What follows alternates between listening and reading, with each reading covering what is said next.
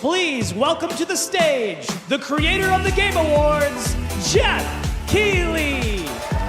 Oh,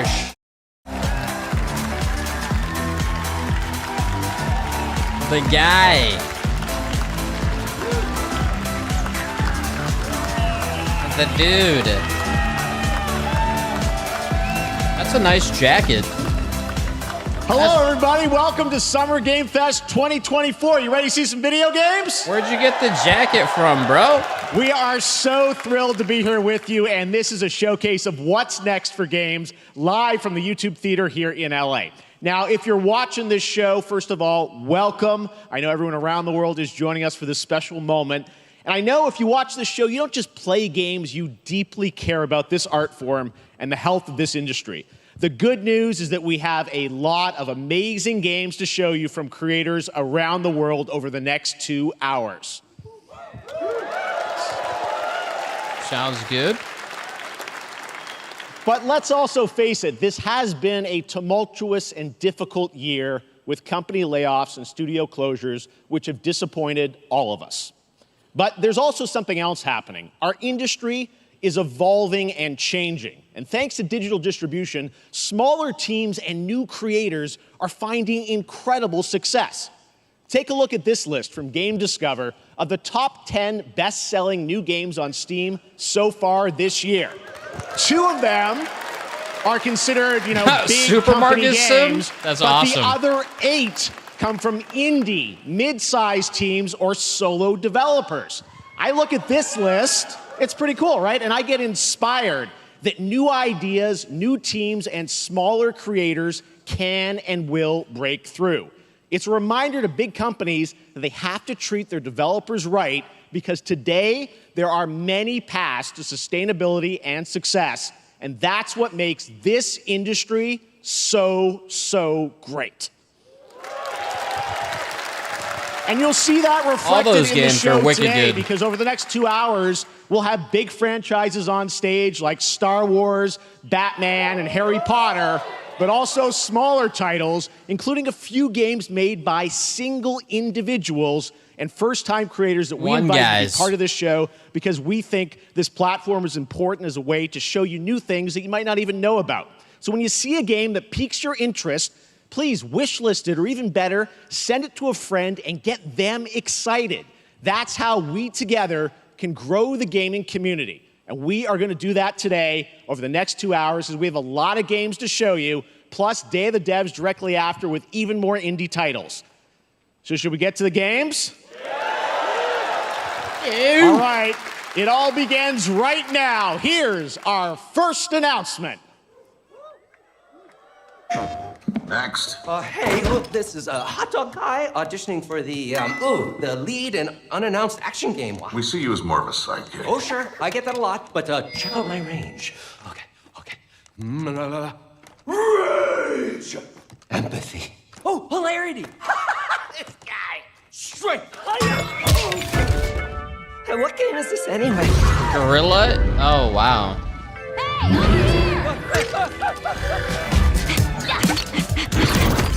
Hey, neat costume. I gotta get me one of those. Ooh, sandwich. Sorry, gotta go. Who is that? That hot dog guy is Aloy, an amazing video game lead. Thunderjaw went mad and is tearing through the valley. Don't worry, I'll bring it Aloy Lego. Or Horizon Lego. And cut fire attack. A lonely hero, hunting machines all by herself. Hello, I have friends, you know. Let's do this! Right. A friendly hero, hunting with her pals. Ow, hey, whose side are you on? I mean, it... Wow, what is this place? Visually, it looks fucking insane. Collecting all the shiny things. Woo, money! And making a home. What? I didn't even beat the games. I beat the first one, so I don't know if a Lego game's gonna get me. Here we go. I mean, this looks really, really good, though. Down you go.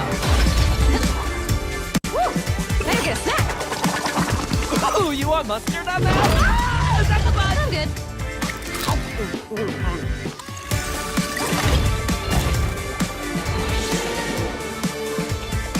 Damn, that's on everything.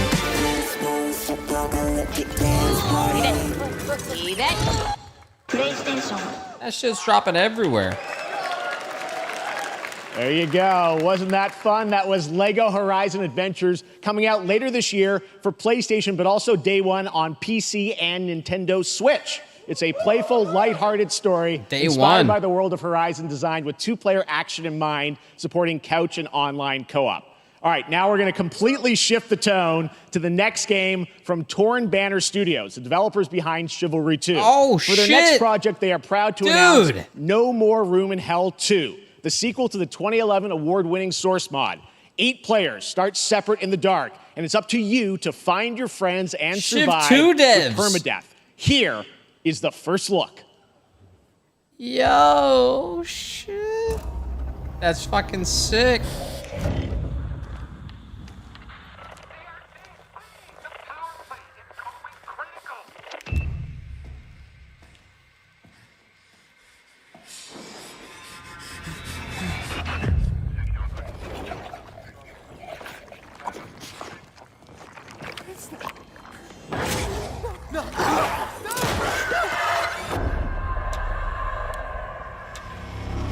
That's kind of cool. 8-player permadeath.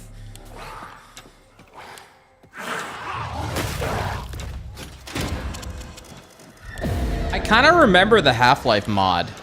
I swear I played it a little bit.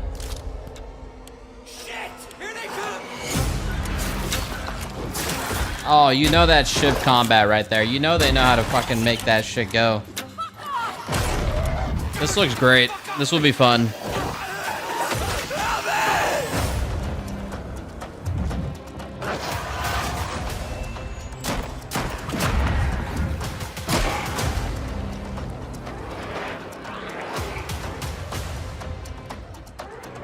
This is a cool concept.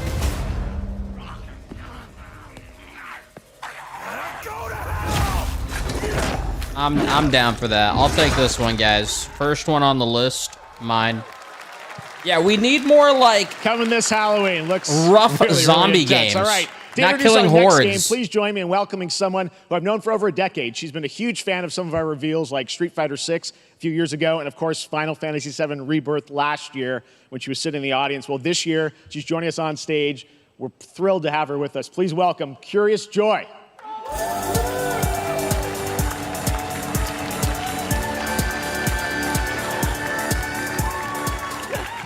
Thank you, Jeff. No more room in hell, too. I am so excited to be here at Summer Game Fest. I'm here with you today to share some even more super fun trailers. So let's get straight to another world premiere. This is a highly anticipated game from a beloved franchise. Let's take a look. As young witches and wizards, we all dream of soaring through the sky. Oh, that Quidditch game. When it comes to Quidditch, we've all wondered, do I have what it takes to be the next Quidditch star? Tell me you guys pulled it off. To beat your toughest opponents? To keep your composure in the face of adversity? To chase your dreams at any price? Tell me this is like Rocket League physics. Glory for your team. No challenge is too great. No dream is too big. So ask yourself, do you have what it takes? Do you have the heart of a Quidditch champion?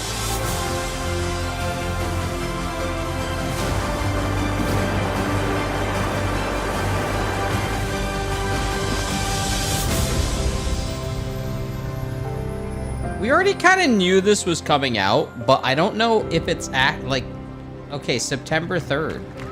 But like, it needs to feel good to play. That's Harry Potter Quidditch Champions launching worldwide on September 3rd for consoles and PC. I don't know. Now we move from the Potterverse to a brand new world. It hails from a single developer, Gavin Eisenbeis, up in Seattle, who has been making games all by himself for a decade. His last title, Choo Choo Charles, was a fan favorite, and he showed me that game was this sick. next game a few months ago, and I really wanted to debut it here. Get ready to backstab, race, or cooperate with up to 20 of your friends in Cuff Bust. Yo, Choo Choo Charles was a good game.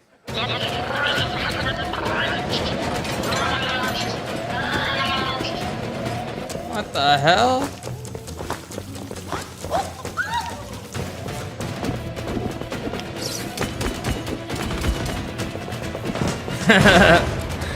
It's like a bunch of fucking gummies.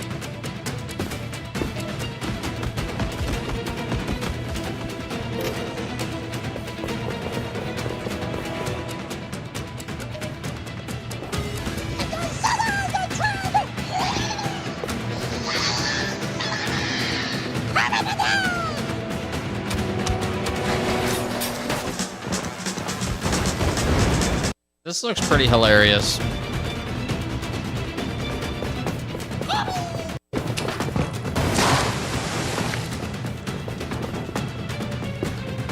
I like how you all work together. I feel like there needs to be more games like this. So this is like a cool... Yeah, this is kind of cool.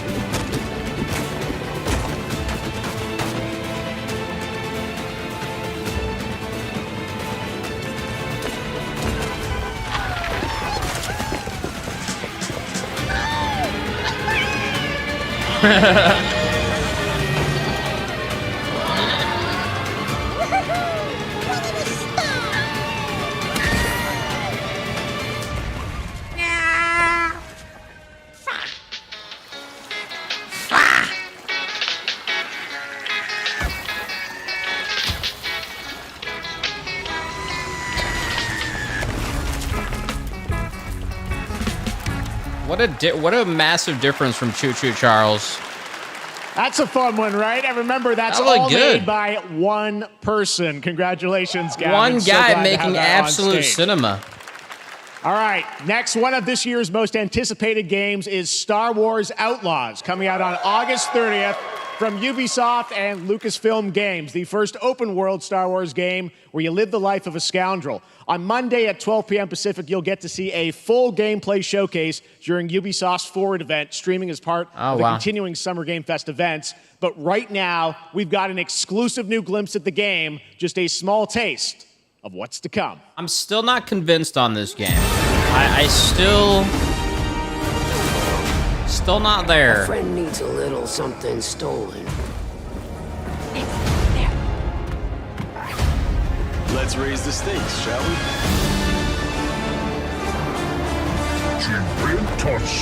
I trust Massive with the world and the atmosphere.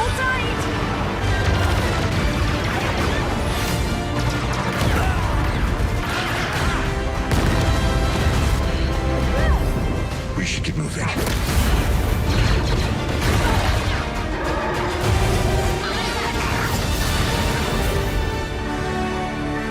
I don't know, though. We'll see. I think I spotted Lando there. So great. And by the way, I'm just noticing everything we're showing you so far, I think is going to be, coming out, this year, Cuff Bust. I'm not quite sure, but it's so cool that there's stuff that we're going to get to play in the next few months here. All right, well, moving back to smaller teams, a few weeks ago, I had a chance to play through this next game, and I have to say, it is really spectacular. Neva comes from Nomada Studio, the creators of the Game Award-winning game Grease. It chronicles the story of Alba, a woman bound to a curious wolf cub. Here's your first ever look at the gameplay. Oh yeah, I played that game. Oh yeah, I didn't know that's how you pronounced it. Lol. Oh, it has the same style.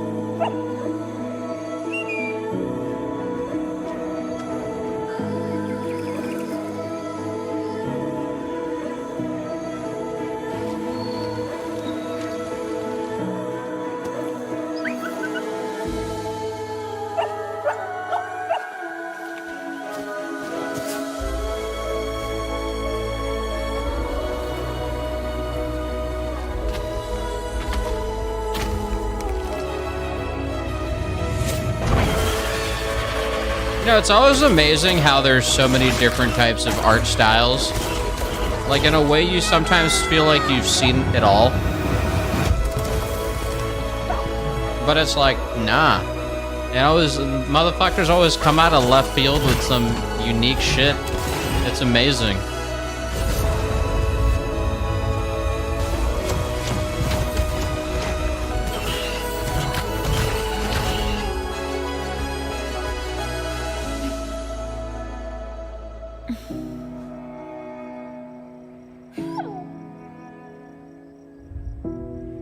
Bro, don't tell me don't tell me at the end. Trust me, that game is such a true work of art, especially when you get into some of the combat. Don't tell me the wolf it is dies. Tons of fun to play, and there's much Don't more fucking coming do later that. today in the Devolver Direct, which will air directly after the Day of the Devs on this same stream. So we got lots more for you.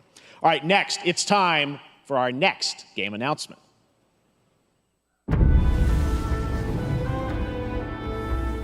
Study the past. Civ. If you would define the Civ. future. All are architects of fate, working in these walls of time. Let us all for death prepare, or on the last great journey fare. Let me not then die ingloriously and without a struggle. But let me first do some great thing that shall be told among men hereafter. Each of us shall endure this world's life until the end. It's a cool cinematic.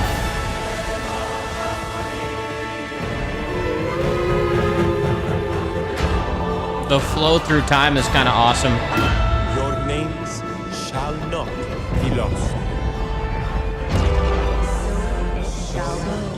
So it shall be. So it shall be. Damn. 2025.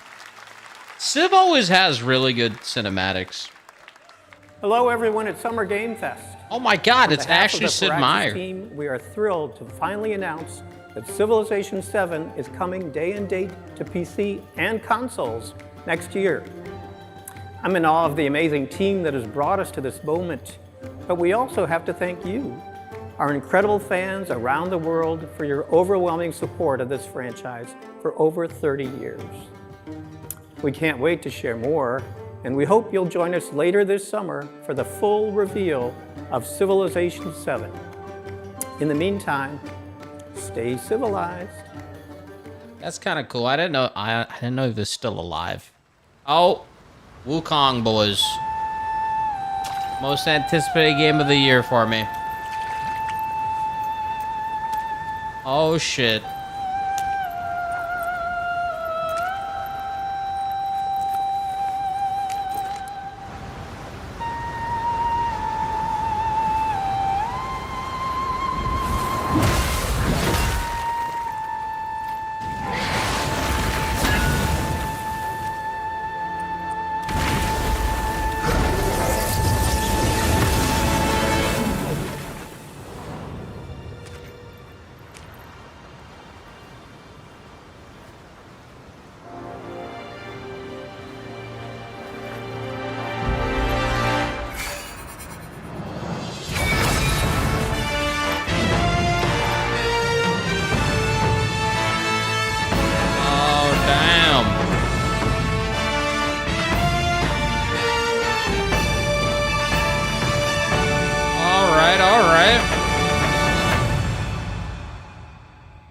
So there's 4 fucking gods, dude. I didn't know that. There's a shit ton of bosses, but I guess there's like 4 fucking mega bosses.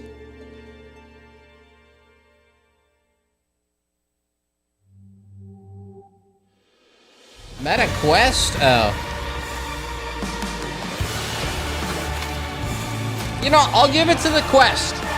And when it comes to all the different VR headsets, I'll give it to the Quest. It's the most non-fucking annoying to use. I'll give it to them. It's not gonna be insane quality, but it's quality enough to get the job done while not being a pain in the balls. I'll give that to them. Perhaps humans were fated to build the monoliths, reaching heaven and returning with a gift. Stardust. But mankind was given more than it wished for. Not progress, but chaos. Every new height brings a terrible fall. And yet hope still glimmers, even in the depths of the unknown, like mayflies. We die to live again.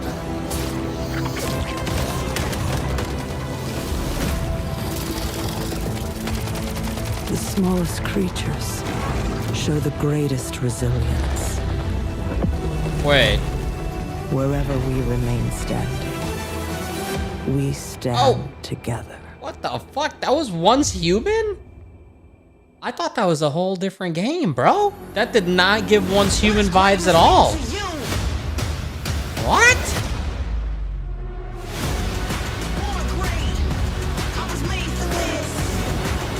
Wait, Luna has enough money to be here? Oh wait, no, I'm thinking of the Stadia. And it's Amazon, of course they do.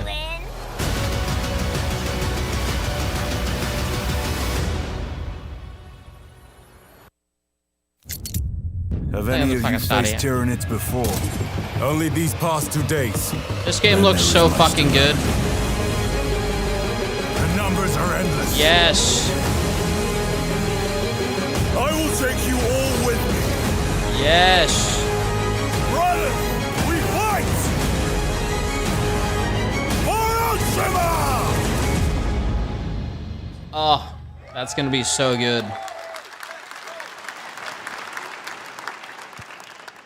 All right, welcome back to Summer Game Fest. We've got some amazing developer guests joining us throughout the show, and I'm very excited to introduce our first guests. They are legendary creators who are working on a brand new fantasy RPG, Metahphor, slated to launch this October. Please welcome the director and art designer of Persona 3, 4, and 5, Katsura Hoshino and Shigenori Shojima.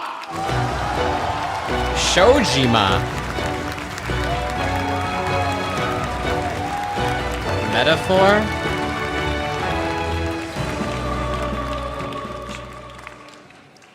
Atlasの橋野です。今日は副島さんと一緒にこのステージに立ててとても光栄に思ってます。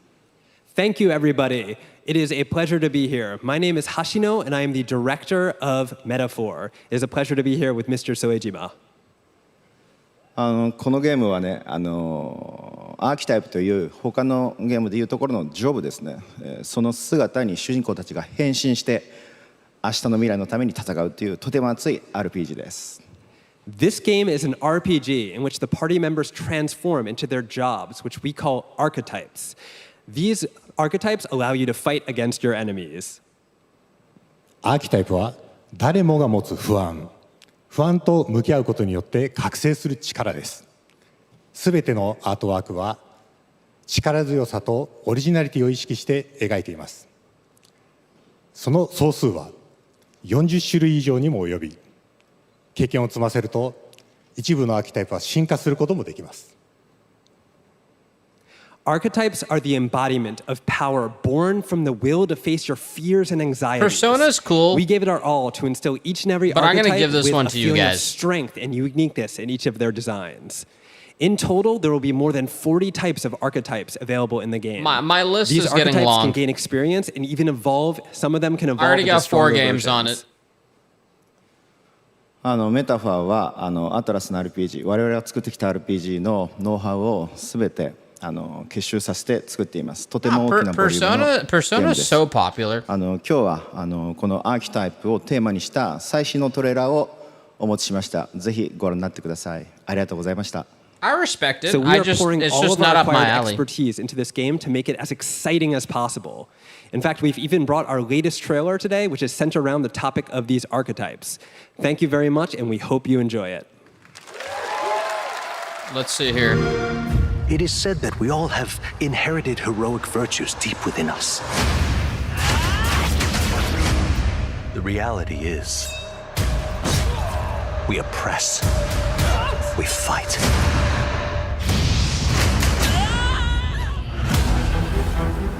A great evil flows through this land. You have found a way to wield true magic. I mean, if I liked Persona and played every single one, I'd be pogging.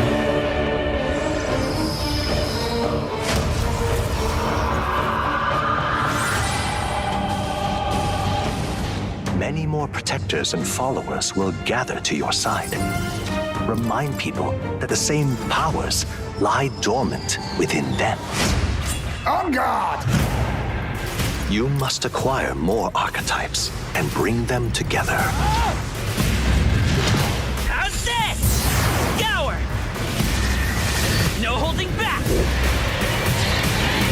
Now you've acquired a most interesting power. An archetype whose existence was only theoretical. You wield power now.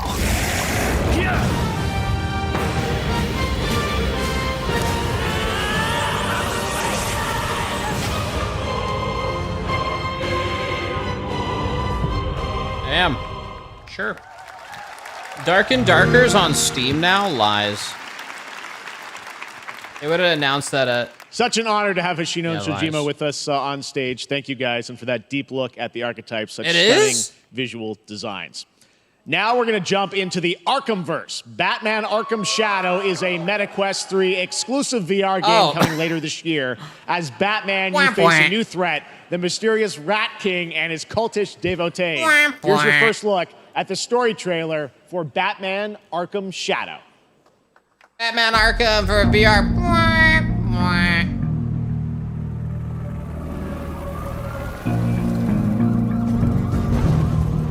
There's a new darkness overtaking Gotham, driving the city mad. The only light left is from the fire in the streets, casting shadows of rats on everything that was once good. The Rat King is the villain, really? Fear is their weapon. But they're not the only ones who can use it. The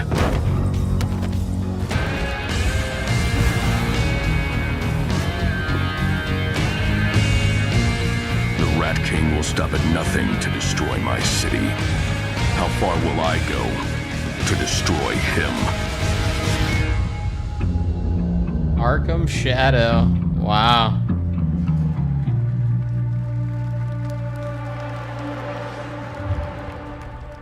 I mean, shit.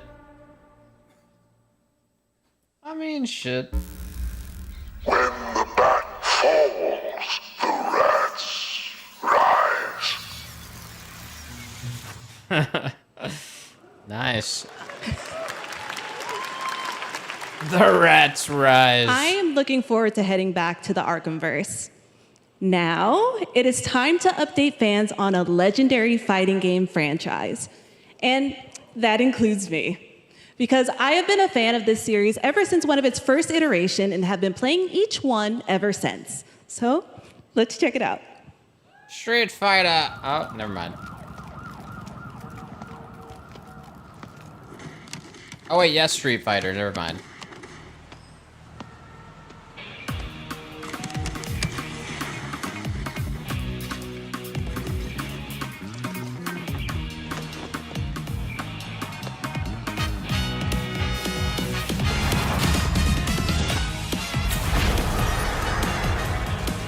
Wait, what?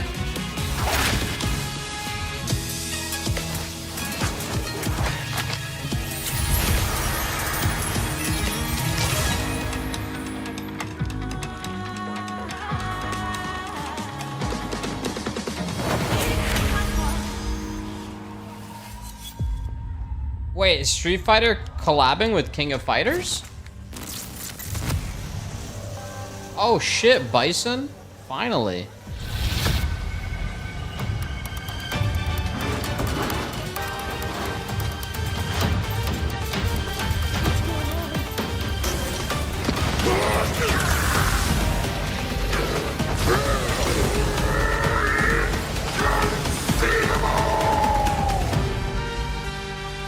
Oh, his new design is sick. Oh shit, what the fuck?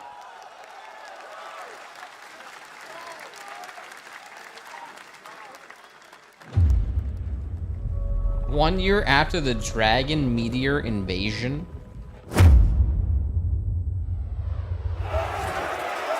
Oh.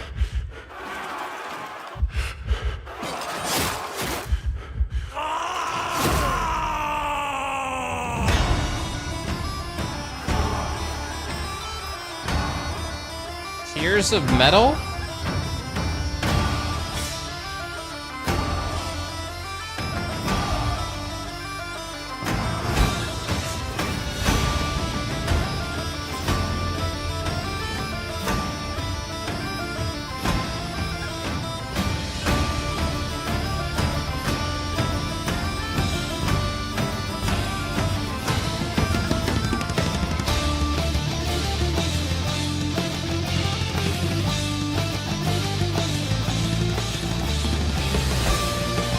Kind of reminds me of like a medieval roguelike Dynasty Warriors-ish. It looks like it could be. It looks like it could be good. I don't know though.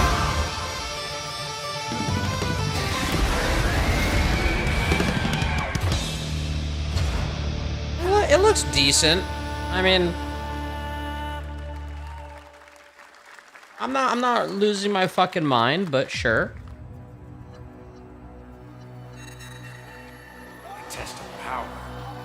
Yes, we'll see.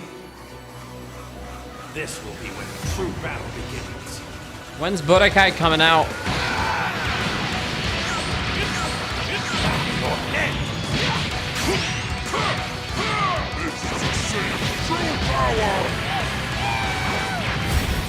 You'll move into a million pieces, just like I did that earlier. You talking about thrilling? Don't you dare! I'm not going to hell alone. You were on the ride. Are you ready? Do it! Well, the way you slice it, there's only one way to save her. Goodbye, my friends.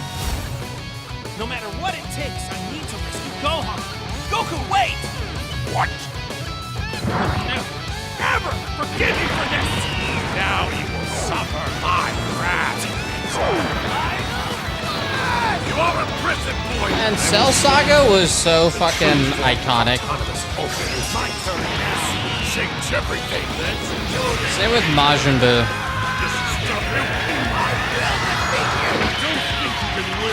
No way.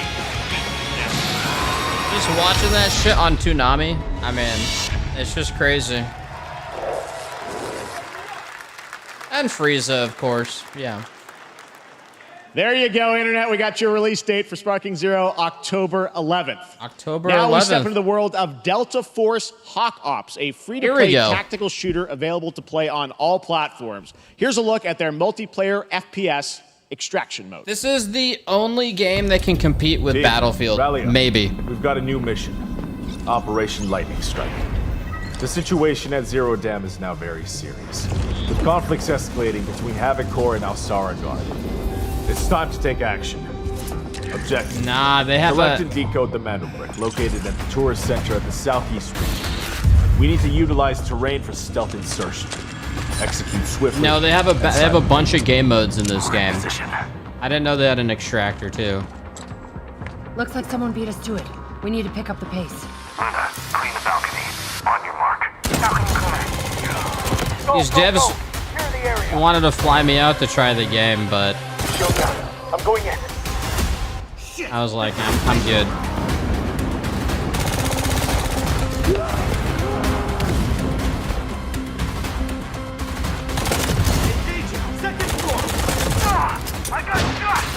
No, this game has potential. They're coming up.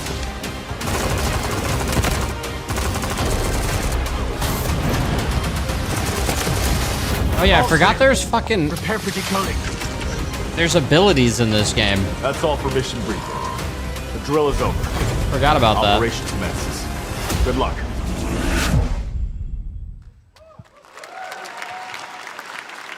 But that is not all. The game's premium campaign mode, Black Hawk Down, is a reimagining of the original game that is also fully licensed to recreate moments from the award-winning Ridley Scott movie. Here is your world premiere first look at that gameplay. Wait, oh shit.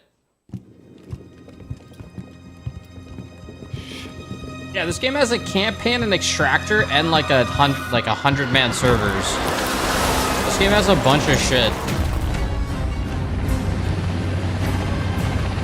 Why are they burning tires?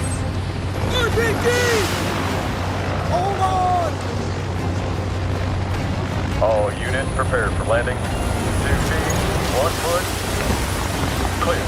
Secure and capture an 8 senior cabinet. Over. Get down! Get down! Enemy attack! Air fight! Enemy vehicles coming! Vehicle under attack! Oof, the lagginess isn't doing this game justice. I'll give it to them. They did show gameplay and it wasn't this laggy, so I think it's just a trailer. And now, I have an update for you on Fatal Fury: City of the Wolves. Nah, they've shown For real this gameplay and time. it wasn't that laggy.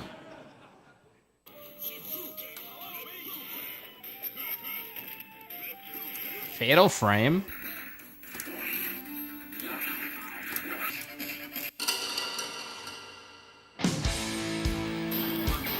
What?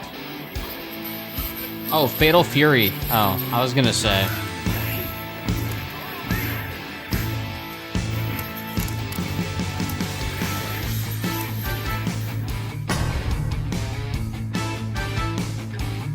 Time to set sail!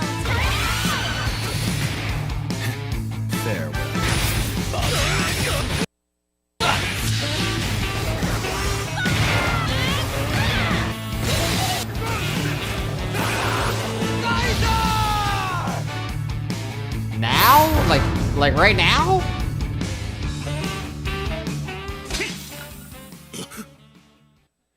Huh.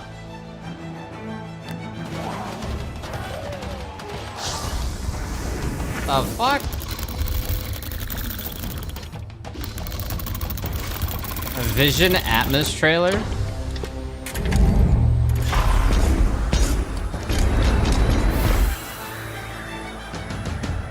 I heard the Halo multiplayers, they've been doing a good job updating the game, but yeah.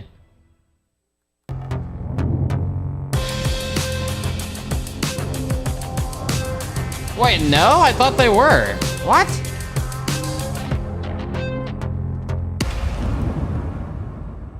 I thought they fucking fixed the game up a shit ton. Not hashtag ads, you pegs. I know, whatever. You can say it's too late or whatever, but...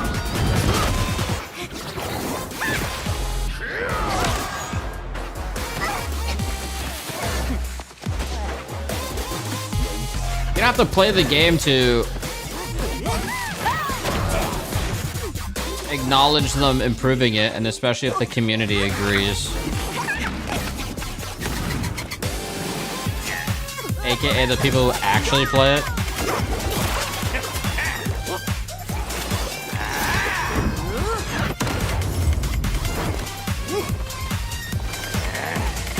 Did I play this game?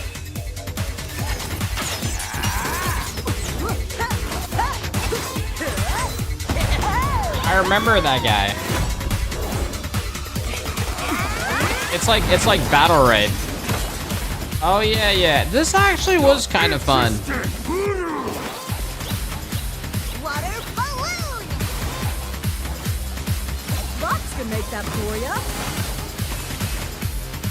You're next.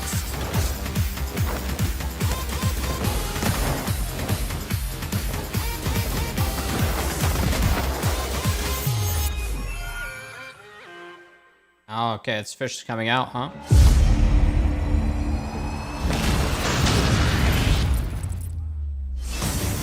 A Gundam game? We already got the Gundam Overwatch game. What is this?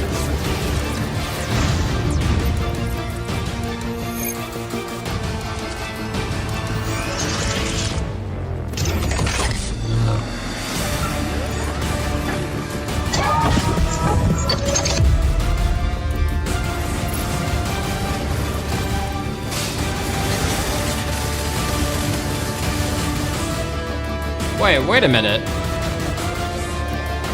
This actually looks...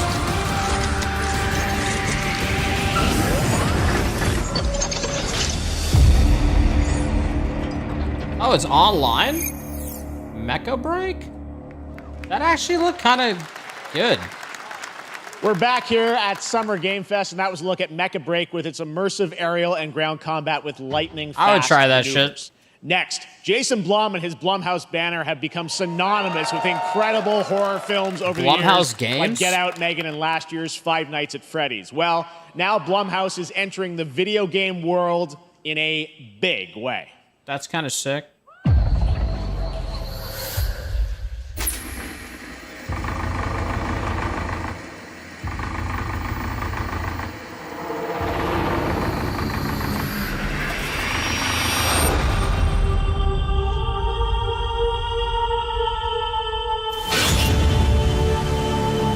Dark times await us. Vengeance will take shape.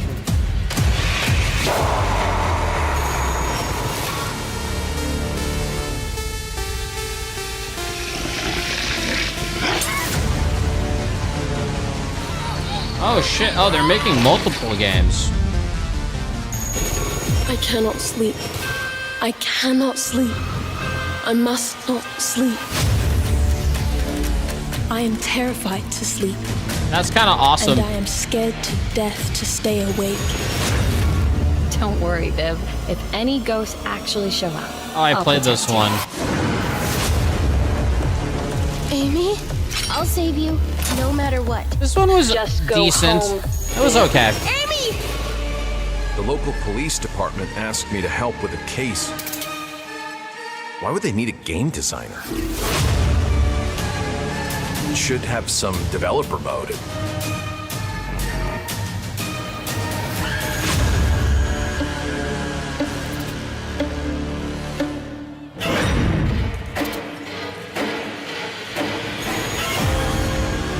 Dark times await us.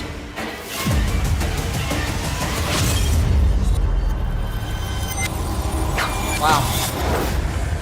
Well, I mean, it's cool Blumhouse is getting into gaming. Like, that's a win for everybody.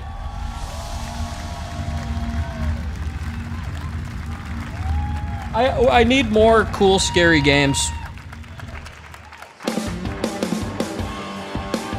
Please welcome Jason Blum, CEO and founder of Blumhouse, and Luis Blaine, creative lead at Blumhouse Games.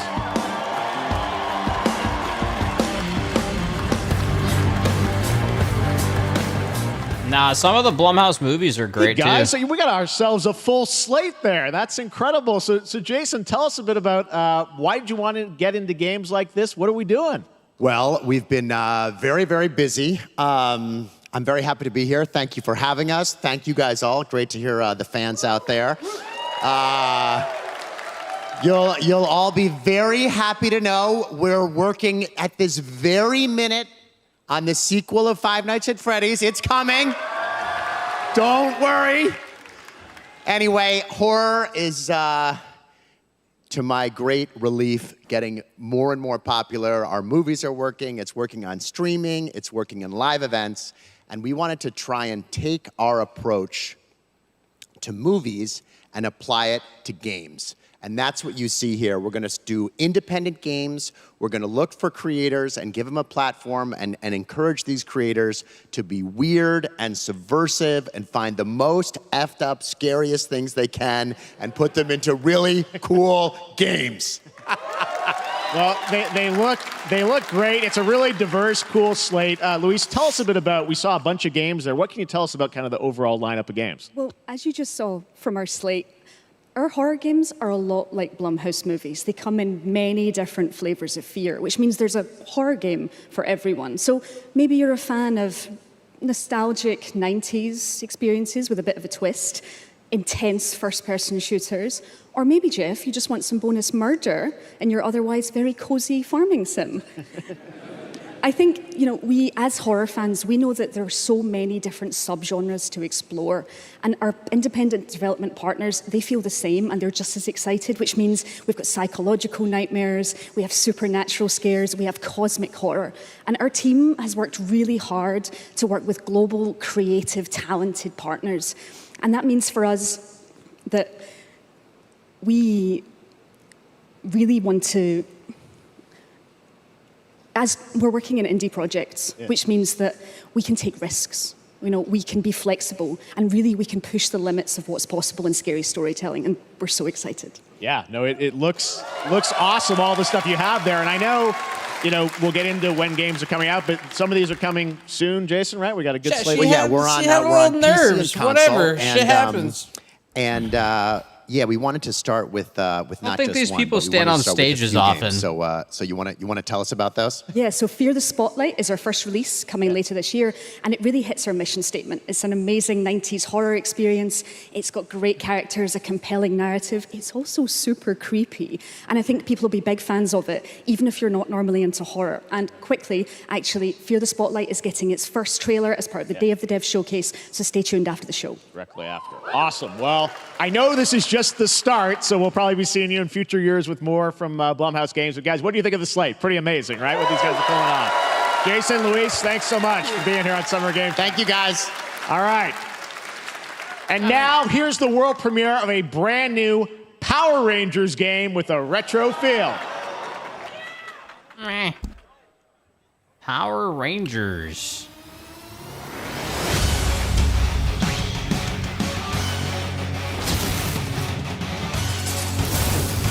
It's Morphin time! I had a feeling it was gonna be like a Streets of Rage. I was gonna call it, I didn't say anything.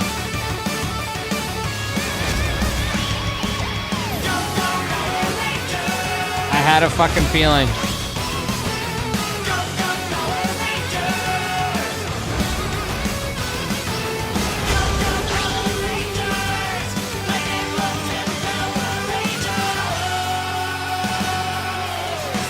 Wasn't that Power Rangers movie by, I forgot the people who made it. It was actually not bad. It was more of like a mature one.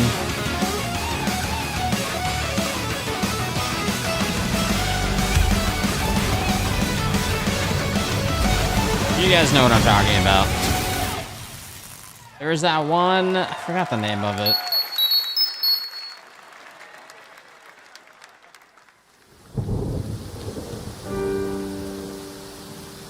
What is this?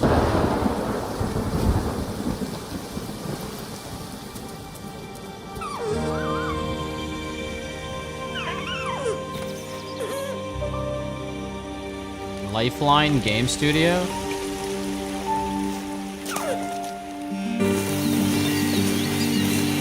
Oh shit.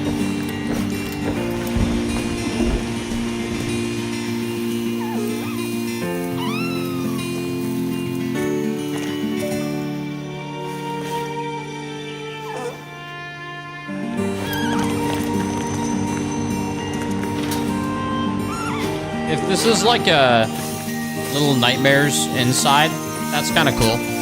I like the style of it.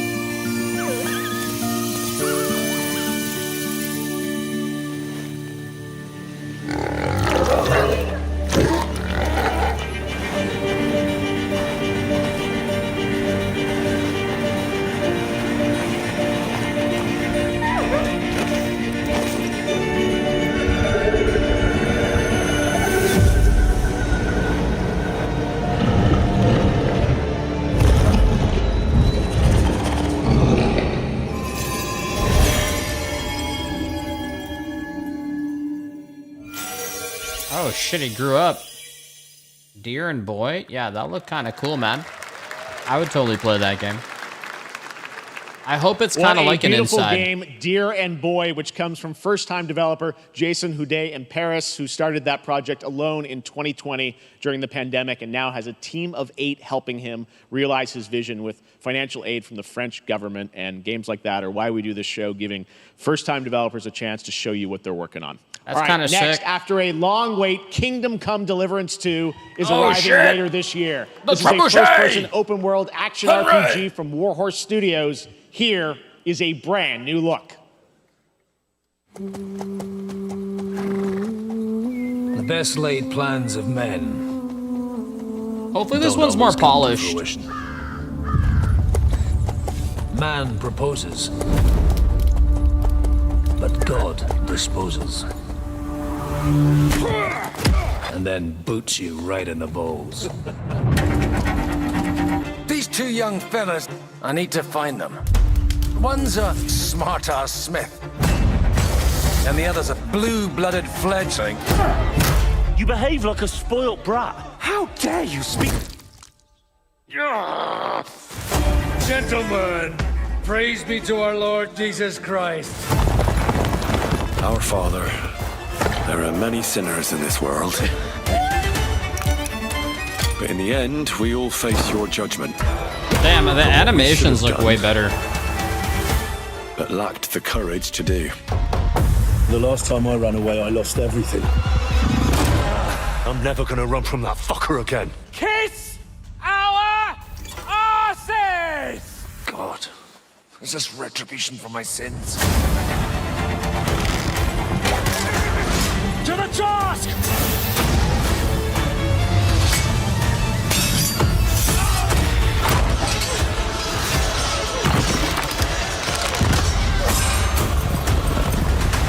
Come on!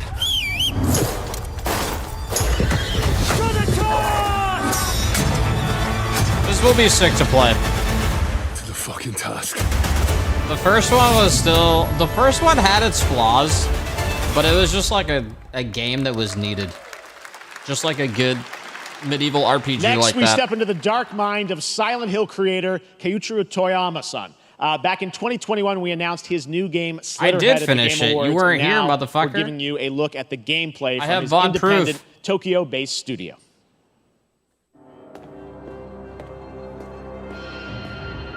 I did. I went back and finished it, dude.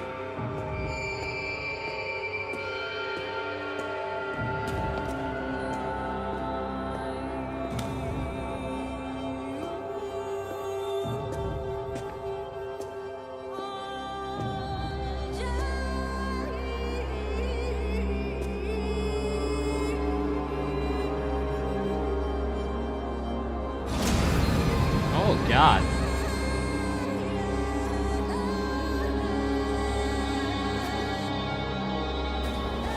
What?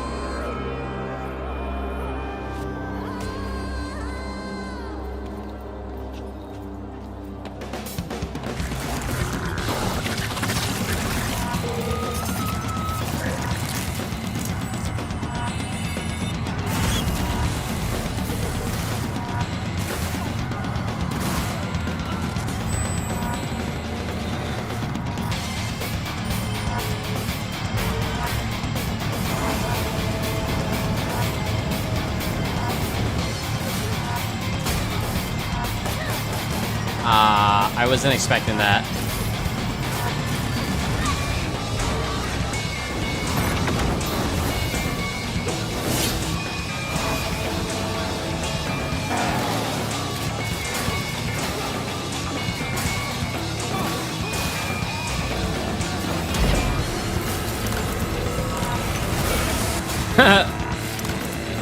Show the parry animation one more time.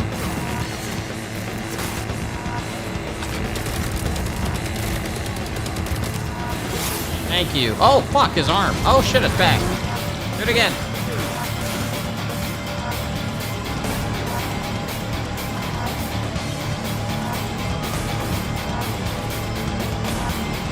I mean, the blood, I mean, it looks cool. Oh, that was Slitterhead. Oh my god. I forgot about this game. Oh, shit. That looked kinda ass with good elements here and there. RIP GTA 6.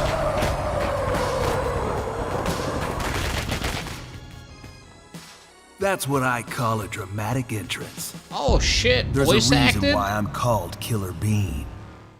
It's because I'm good at what I do. Really. Oh shit. Good.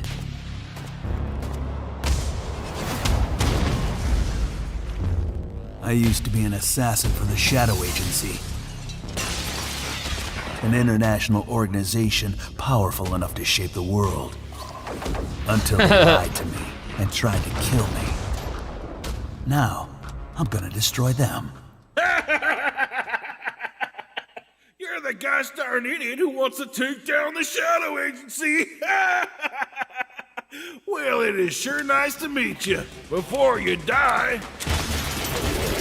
Whoa!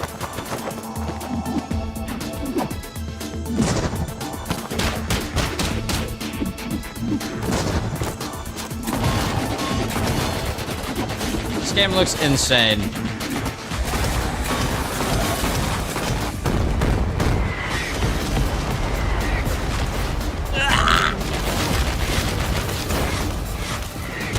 They made me who I am, and I will make them pay for it. Early access? Oh, really? Summer? That's not like now. Glad you like that one. That was Killer Bean, a third-person roguelike shooter made by another single developer, believe it or not, it's a right here roguelike? in Los Angeles, Jeff Liu, who previously worked as an animator on movies like The Matrix Reloaded. So wow. fun. It's amazing what can happen in this industry. All right, to introduce their brand new game, please welcome from the Game Bakers, a small independent studio in Montpellier, France, Audrey Leprince and Emmerich Toa. Hello, Jeff, everyone. I'm very happy to be here. When we created our studio, Emmerich and I, we promised each other to always come up with something new. So after Fury and Haven, we're here to introduce our new game, CAIRN, a survival climber. When I was a teenager, my dad prepared an expedition to Mount K2, but half of his team didn't come back. And I've always wondered, why do alpinists risk their lives in such extreme conditions? This is something we wanted to explore in CAIRN. CAIRN is a game about what it takes to go beyond your limits. You climb a mountain to reach a summit never reached before. I'm interested. And the climbing gameplay is the challenge. It's very intense and realistic. It's a face-off between you and the mountain. And what you're going to see in the trailer is not from cutscenes. It's the actual climbing gameplay. You can see more later today during Day of the Devs, but now let's have a look. Show me. I love climbing games. Show me.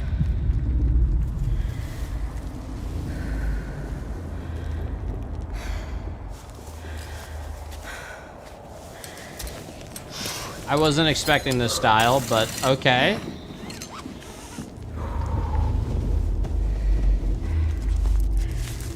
The concept is sick. It looks like you control each limb.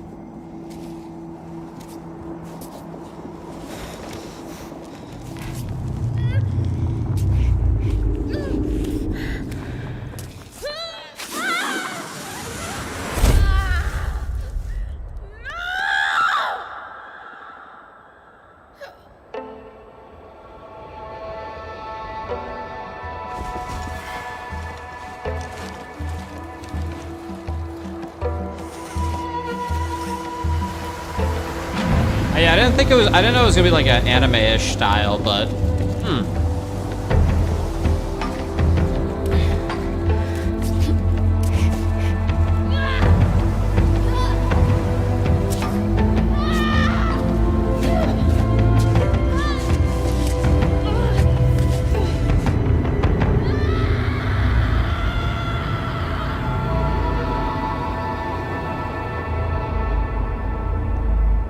I'll totally try this. Yeah. Oh shit, Annapurna. What do you guys have? I'm not meant to be here. Oh, Stanley I'm a Parable fighter. Dev. I'm meant to be in the arena, in combat. But instead, I'm out here in the middle of the woods, running a tea shop. So, what does running a tea shop involve? Well, there's a lot of gardening, and I've had to get used to the pretty unique tea machine they've got here. None of these tasks are all that hard, they just take patience. And I'm not really the patient type. But I'm surviving. Oh, this looks satisfying. Of course, I have to actually serve the tea to our customers. And once that's done, I'll usually check in with Boro, the guy who owns the shop, to see if my help is needed anywhere. And when all the chores are done, sometimes I'll just sit on a bench and do absolutely nothing. It's not fighting, but it's peaceful. And what's weird is that I actually feel good. I'm happy. I can stop running now. I can stop. I can stop. I can stop running. This is good for me. I need to enjoy this. I feel good. I'm happy. I'm happy. I'm happy. Oh.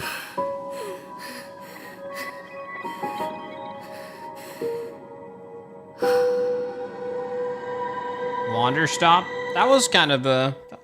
Okay. It was a cool concept. I'm down with that. That was WanderStop, the announcement of the next game from Davey Redden, the creator of the Stanley Parable. I sense there's a twist coming, as you would expect from him in Ivy Road. Cannot wait to play that.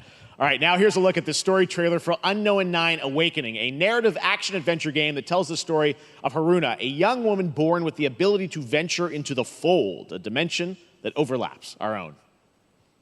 Yeah, that game was called Codename Schizo. Turn your thoughts inward and focus on your shade. Do you feel it? I do.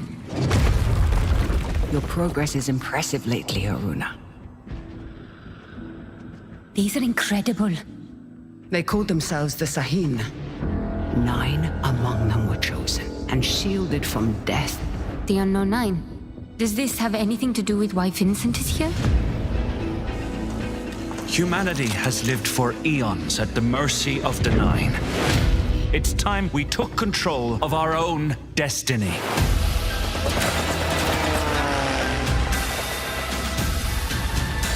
The 9.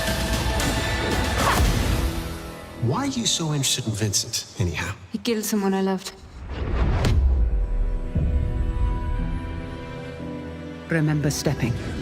Find your target and bridge the gap. You don't belong here. You're wrong. This is exactly where I'm meant to be.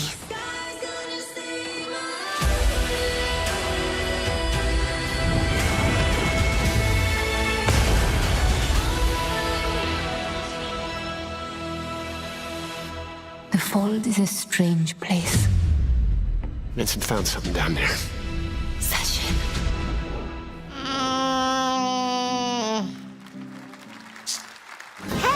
I don't know about that one. That one's not going on the list. Finally have something. This one isn't going on the list either. Now steal your heart. Adventure starts.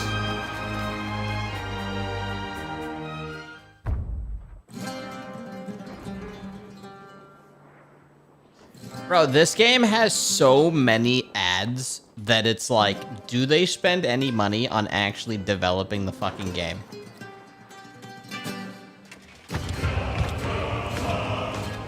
I have heard about this game for like 2 fucking years. Delusion taken form walks into my great hall. Now they got a cinematic?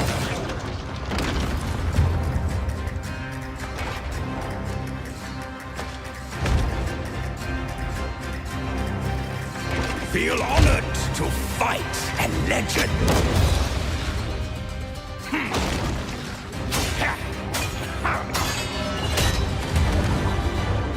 On guard! To your greatest final chapter.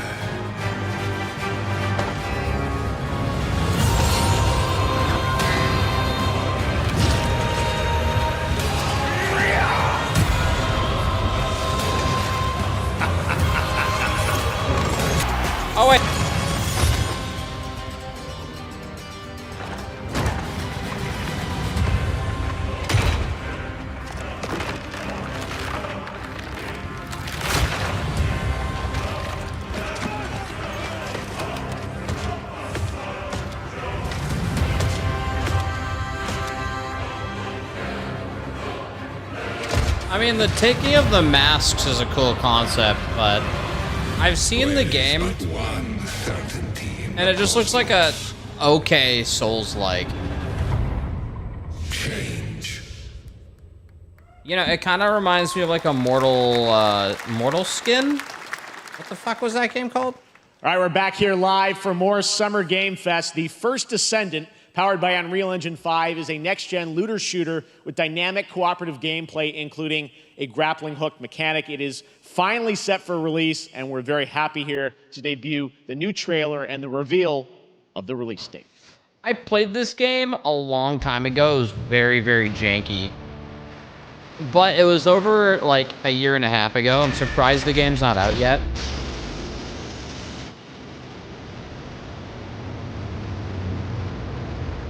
I don't know if it's like way better now.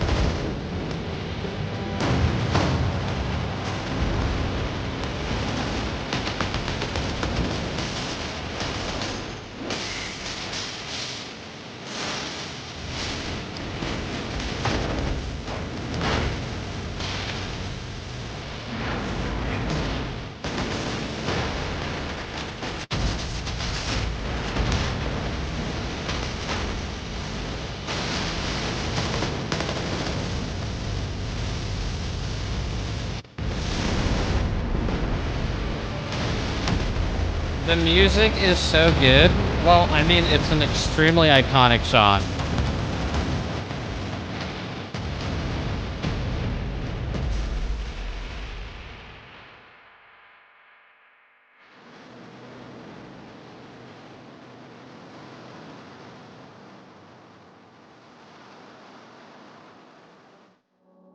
July 2nd. I mean, it was a good cinematic, sure, but...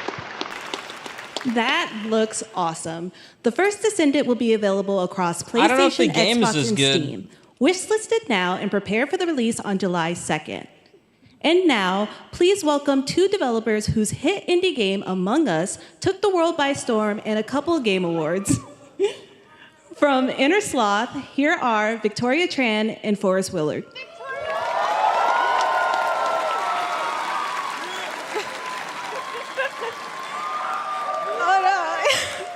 Among Us devs. What's up, gamers? Can you believe they just let us be on this stage? Like, no chaperones. Like, I know. Can we announce something totally fake? Do you think they'll let us do that? Among Us 2? Among Us 3? 4? Oh, all right. Well, turns out we actually have something very real we wanted to present to you all today. There's been so many great indie games in recent years, but it's also been no secret that it's kind of a rough time in the industry. Some devs don't really get the chance they deserve, so we thought we could help out a little bit. That's why we're excited to announce our side project, Outersloth, an indie game fund we made that offers the kind of deals we would have wanted back in our less popular Among Us days. This is our way of saying thank you to our crewmates, players, peers, by helping some games and devs have the funding and freedom needed to ship their games. And then we all get to play them, which was the real plan. I really want games. Outersloth is our passion project and dream for a better, more sustainable industry.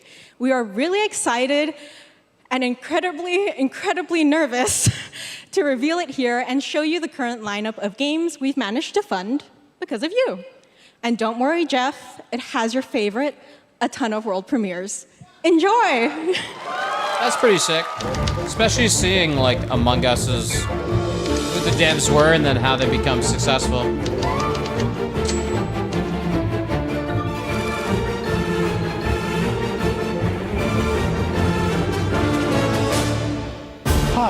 Ian from Shape Shop, and you may already be playing our first game, Mars First Logistics.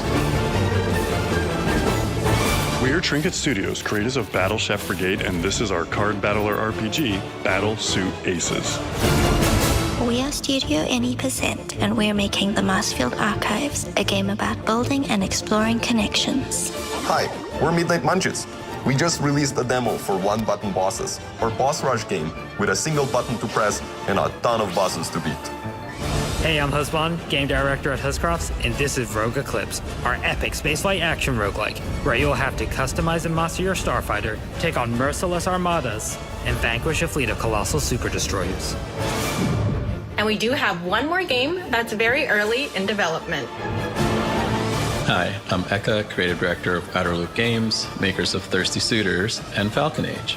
In our new game, explore the world in an upgradable mech and cook up tasty dishes for local communities. Fight off corpos, discover new dosa recipes, and reunite with your strange loved ones for one last meal. Project Dosa is a game about life, death, love, and food for the soul.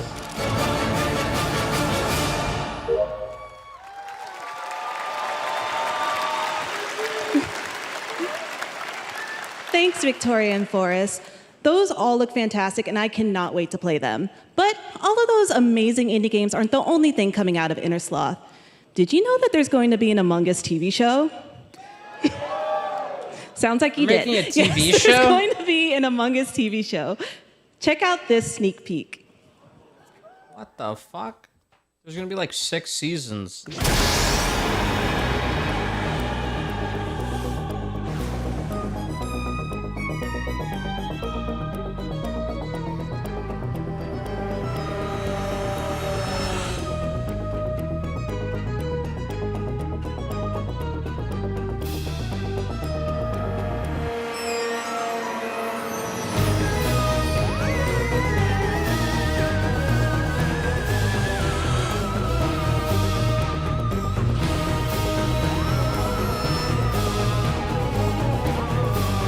It'd be kind of funny to go back and play Among Us with like random lobbies.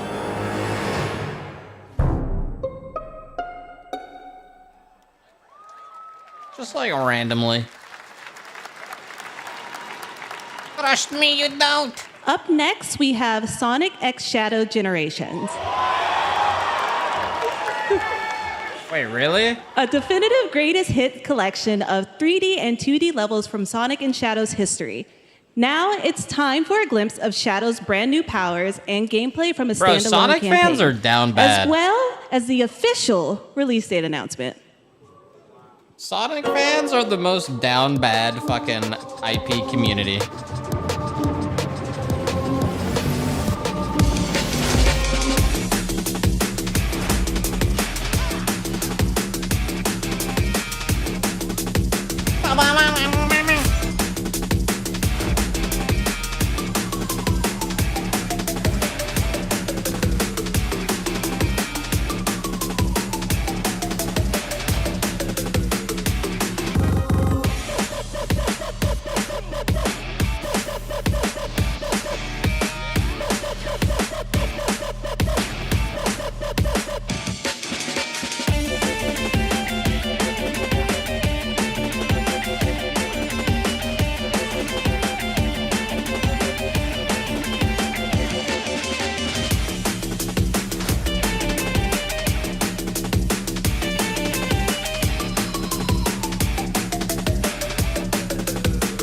I'll overcome every obstacle with this power.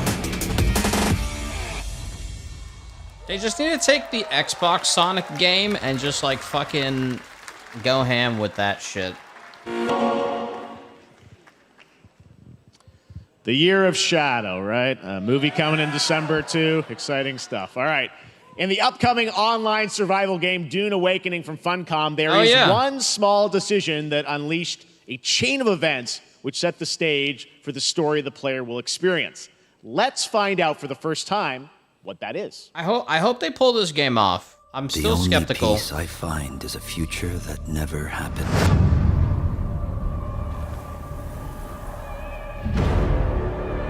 One where I, Paul Atreides, was never born. I created the future until it created me. But I see a narrow way, a path that might have been. What if my mother had obeyed her orders and given birth to a girl? Everything would change. Dr. Yue exposed before his betrayal. A world where my father lives. House Atreides surviving the Battle of Arrakeen. Sardaukar deployed to protect the spice melange. A war of assassins spreading across the planet. Fremen exterminated. No Muad'Dib. No Muad'Dib. Lisan al-Gaib. No Kwisatz Haderach. All of my visions lead to horror. Except for this one. This one leads to you.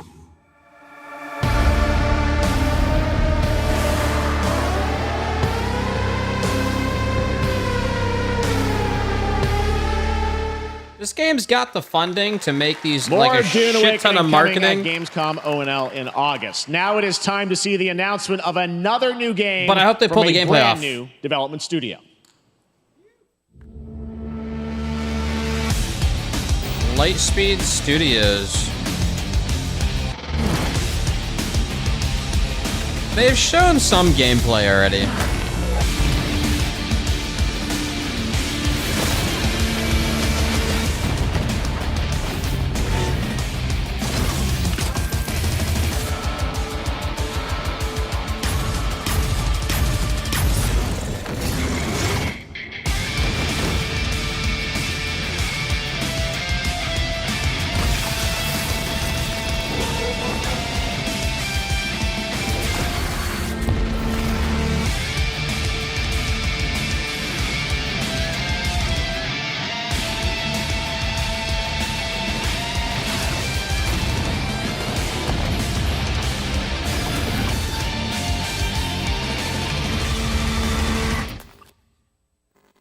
Wait, is it an anime or a game?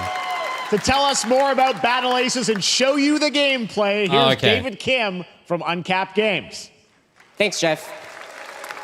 So Battle Aces is the RTS game for everyone. RTS? It's for players that are brand new to RTS as well as RTS veterans. We really want to bring the core fun of RTS to everybody, kind of like how games such as World of Warcraft did for MMOs or Hearthstone did for card games. So Battle Aces is an action-packed army versus army game that has a high emphasis on the strategy. We want to bring this type of very This looks better than Stormgate. RTS fun to players Visually? in two major ways. First, we want to amplify both the in and out of game strategizing through unit decks. And what makes unit decks very cool is not only will players be able to define the exact way that they wish to play, but also players will be able to experience an endless possibility of strategies. Second, we want to eliminate the tedious clicks required to play an RTS as much as possible so that players playing this game are experiencing only the fun parts of playing an RTS game. Bro, the APM's where it's at. If you want to learn more about Battle Aces, or if you want to sign up for our beta test that's coming up very soon, I'll try this shit. Make sure to visit our website at playbattleaces.com.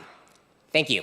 Yeah, that honestly visually is what Stormgate should have done instead of going cartoon mode. Our next premiere unveils the exciting new destination for a game that shadow dropped at the Game Awards last year, the Finals, with its unparalleled destruction wrapped in the world's most deadly game show. After dozens of updates and 2 seasons, we're unveiling where contestants will be going in the all-new season starting next week on June 13th. Remember this game? Sharpen your katanas, and welcome to Season 3 of the Finals. If they hit that reset button. What are they doing now? What are they doing?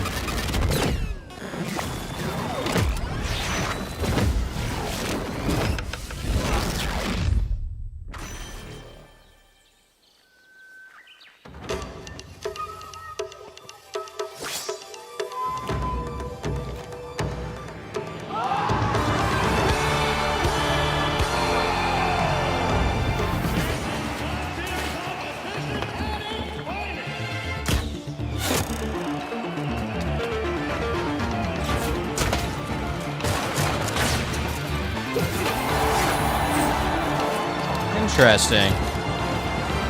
Man, this game, you can't, it's a beautiful looking game.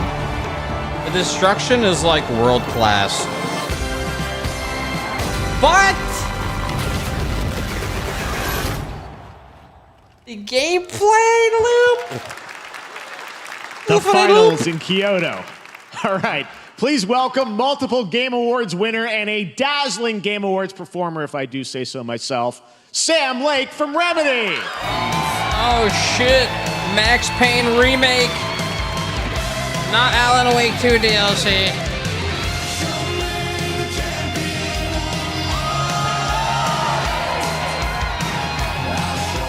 Never mind. I think that's enough. Thank you. Hi. You see, this is now the only way they let me come on stage to tell you something exciting news about Alan Wake 2. Many of you have been posting your Remedy game collection pictures on your shelves with Alan Wake 2 so far digital only, sadly missing. Well, we are excited to announce physical deluxe editions and physical collector's editions for Alan Wake 2 coming this fall. You can lock in your copy starting tomorrow. Next, we promised you some expansion content for Alan Wake 2, right? I'm thrilled to introduce you all to Night Springs. Okay. It contains 3 episodes with 3 familiar, fan-favorite, playable characters in mysterious, terrifying, and quirky what-if scenarios. It was a chance for us to really go out there, as if we already didn't. Night Springs will be playable today. In less than 24 hours. Tomorrow. Oh, shit. Okay. Thank you. Looks like I know what I'm playing now, tomorrow. With this world premiere, I invite you to step into Night Springs. That's kind of sick, man. Night Springs, a special place, a shifting space, existing in a countless number of parallel realities. Different every time we set upon the road that leads us there, and yet always familiar to us in Night Springs.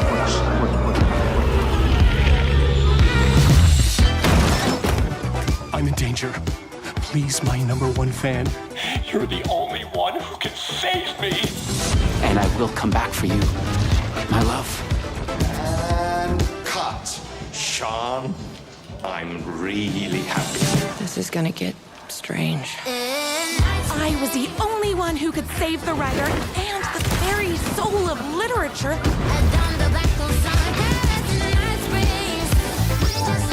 Something was different.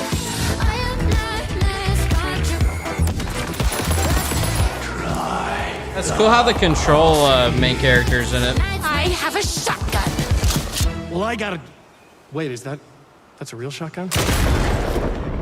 Who can ever truly know how deep the rabbit hole goes? I mean, 3 episodes, 3. I'm looking at it as 3 short stories. Honestly, when they announce Max Payne, endless tides. That's gonna be incredible. They've come to these mythical shores, seeking mastery over death itself. New world expansion? A cruel and beautiful paradise where primal forces clash over the island's deepest secrets, where ancient mysteries awaken, where heroes are forged and demons are born.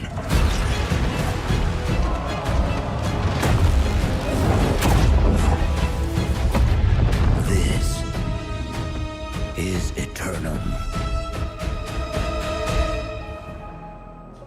mean, yeah, I mean, you know what?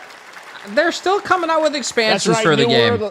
New World Aeternum will launch on PS5, Xbox Series X and S, and PC on October 15th. And now you can play the game start to finish as a solo player or play co-op and use crossplay as well. If you're watching SGF on TikTok Live right now, you can comment HSR in the chat to claim a special in-game bundle for Honkai Star Rail of Stellar Jade from TikTok Game Rewards. And speaking of Honkai Star Rail, Hoyoverse's latest space fantasy RPG just concluded its version 2.3 special program a few hours ago. But there's more. A sneak peek at the upcoming expedition featuring a beloved character who is clearly ready for the forthcoming journey with her brand new look. What? Oh, Honkai. Why do people choose to sleep? Because we're fucking tired. Because they're afraid to wake up from the dream. Nah, it's comfy. You see, everything is possible in this land of dreams.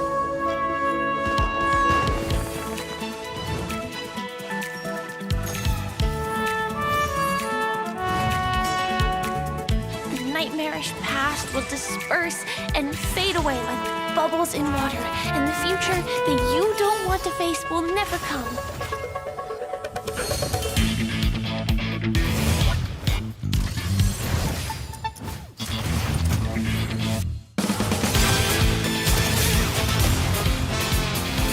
The amount of credit card debt these fucking gacha games have caused the regular citizen.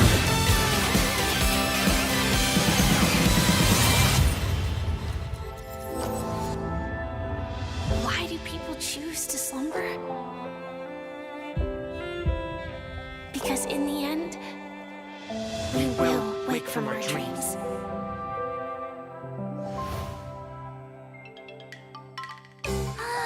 War dance? I can't miss out, I'm joining too!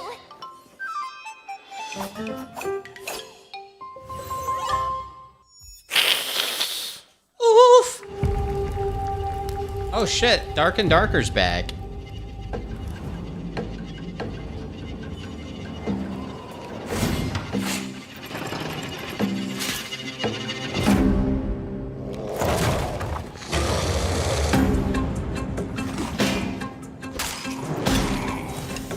I would go back to the game to see what's changed, but like I said, I'm waiting for a Steam release.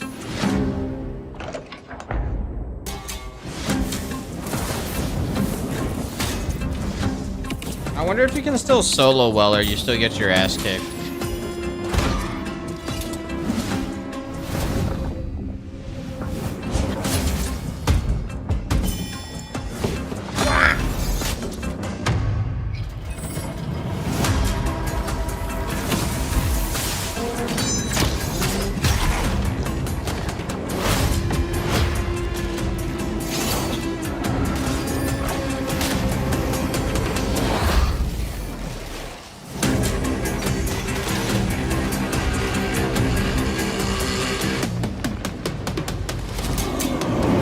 It's actually on Steam now, officially?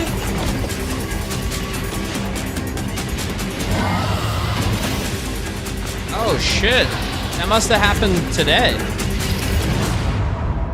Oh fuck, bro, they're back on Steam, dude. That's fucking awesome. There you have it, the unforgiving fantasy FPS dungeon PvPvE adventure, Dark and Darker, is now live on both Steam and Epic Games Store today. And free? All right. Lots of fans are joining us here in person at the YouTube Theater, and we thank you for that. And ahead of the show, 4 lucky fans were upgraded to our VIP section thanks to the Discover Orange Ticket upgrade. With Discover, you don't have to be a VIP to be treated like one. All right, now here's the announcement of the release date for Capcom's upcoming Kunitsu-Gami Path of the Goddess. Oh, it's like a demo? Oh. Dude, that's awesome, man.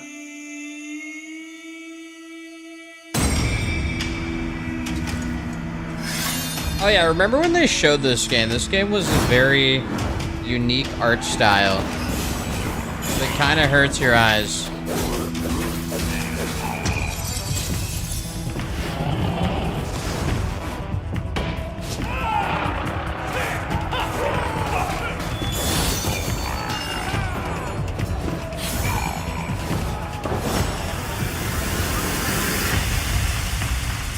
would watch Devolver, but I gotta be out of here by 7:50 and 7:30ish. So we'll watch a little bit of Days of the Devs. See a little more games they're showing after the event.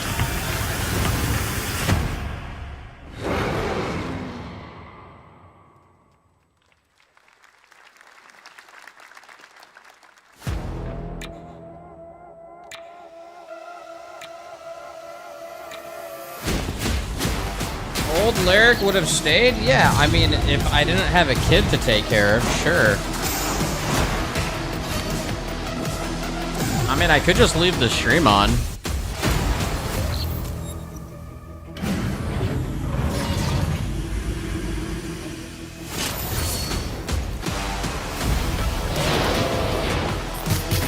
I know that's kind of weird.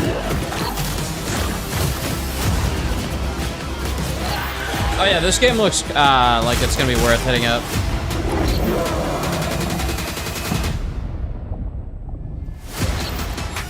What's the name of this game?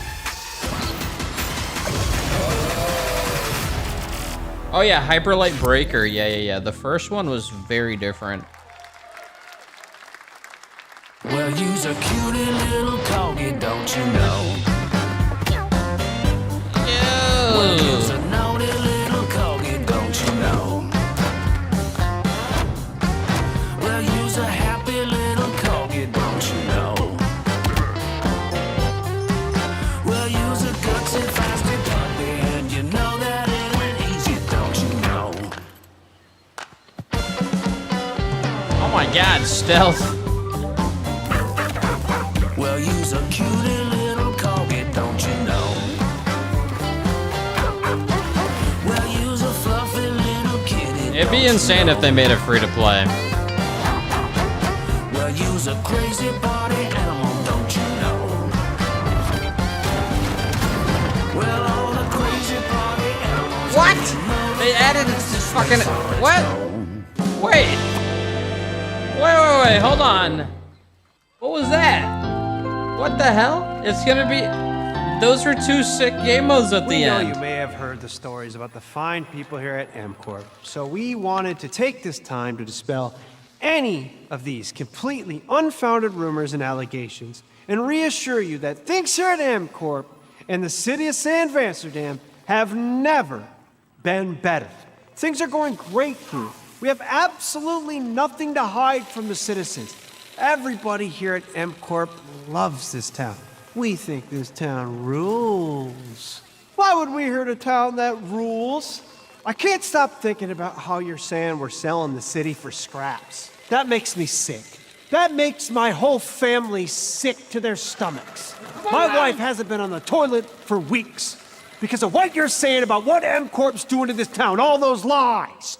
Everyone at MCorp is really good. Stop crying, all right? This is business. Look around, pal. This is how businesses are run. Now, you should have known that when you were hired on, okay? Jack, tissues. Come on, pal. Ah!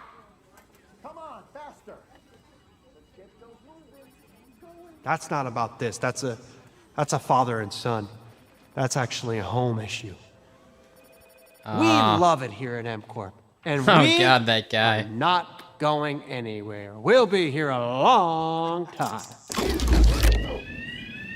Fine. Nobody panic. Wow.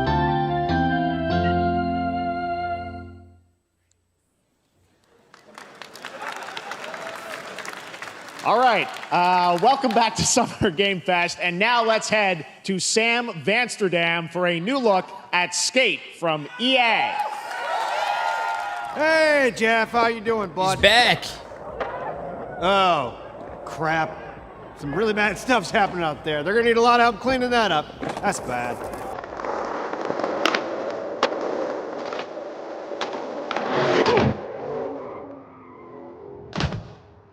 Oh.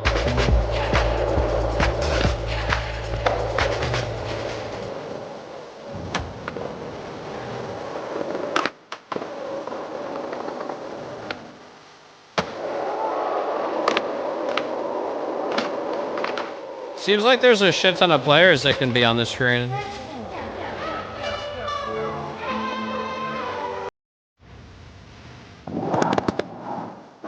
I mean, that first person looked nice. Very exciting that people will finally be able to play Skate on console in the near future. Our next world premiere is an indie sensation from Japan that is adorable, deadly, and has over 25 million players worldwide. That's right, I'm talking about Palworld. I mean, just look at the giant depresso. Cheer up, buddy. It's Summer Game Fest. Now, here is the first major update announcement. A whole new island is coming. Oh, wow.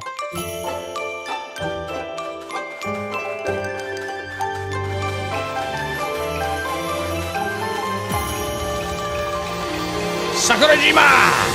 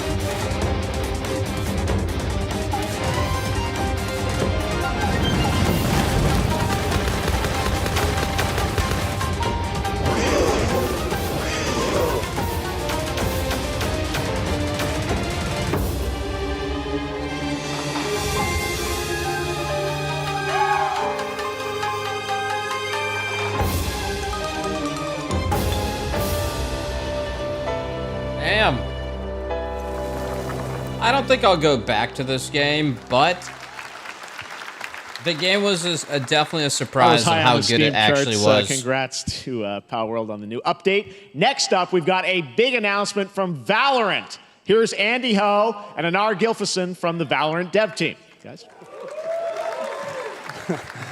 Valorant. Thanks, Jeff. Hey, everyone. Since 2020, we have been fortunate to serve players in their pursuit of what we call the Valorant moment.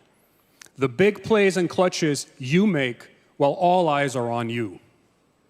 Millions of players all over the world have earned their own Valorant moments on PC. And today, the stage is set to welcome a whole new group of players. Let's take a look. Oh, God. Joke's over! Just move!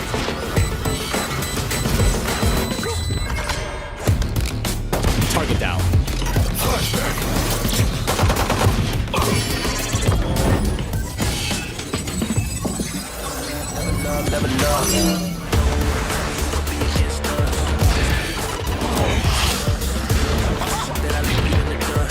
Saw you, Max! Dizzy's up!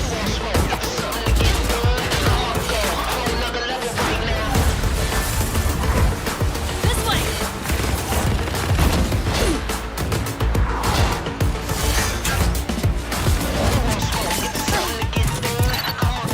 This game's coming to the phone, isn't it?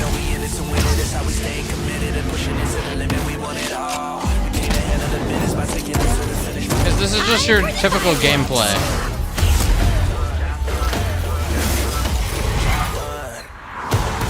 Healing you. Oh yeah, console.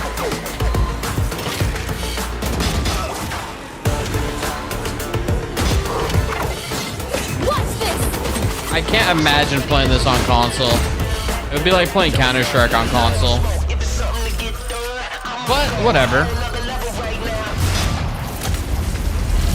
Reeling them in.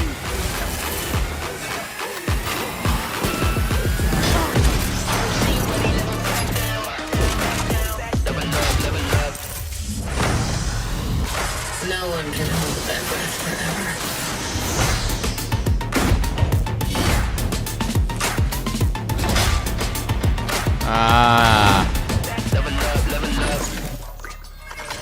You know, I mean, it's not surprising. You know, it makes sense. That was Valorant's core tactical gameplay. Everything you just saw was captured on console and with a controller. Valorant is coming to PlayStation 5 and Xbox Series X and S this year. Our limited beta starts June 14th, and you can sign up right now at beta.playvalorant.com. We are so excited for your input to make sure that Valorant plays great on console. And we hope to see you soon not that weird. in limited beta. But before we go, here's the head of Valorant Studio, Anna Donlin. Thanks, guys. Hey, everyone. One of my favorite things about Valorant has been seeing the community build the game and the sport right along with us. For the last 4 years, we have been on the most amazing journey, bringing Valorant to players all around the world, most recently to China, where I'm currently at Valorant Masters, one of our largest global tournaments and community celebrations.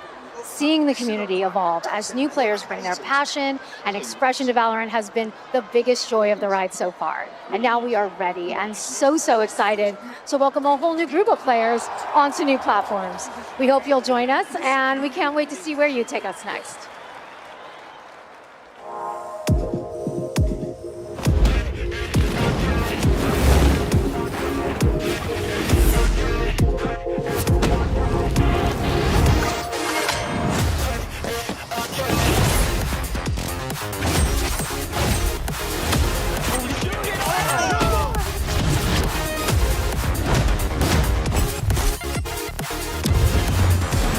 I mean, the thing is, you can't deny the game's popularity, you know? Obviously, if you're a Counter-Strike player, I mean, this is like...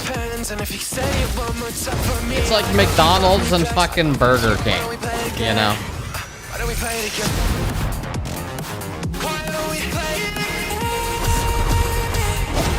They both serve the same shit. It's just what taste you preference. Shuts it down!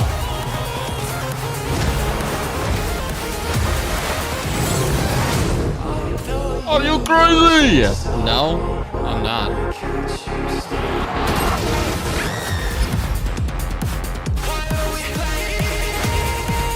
I never said which one was which.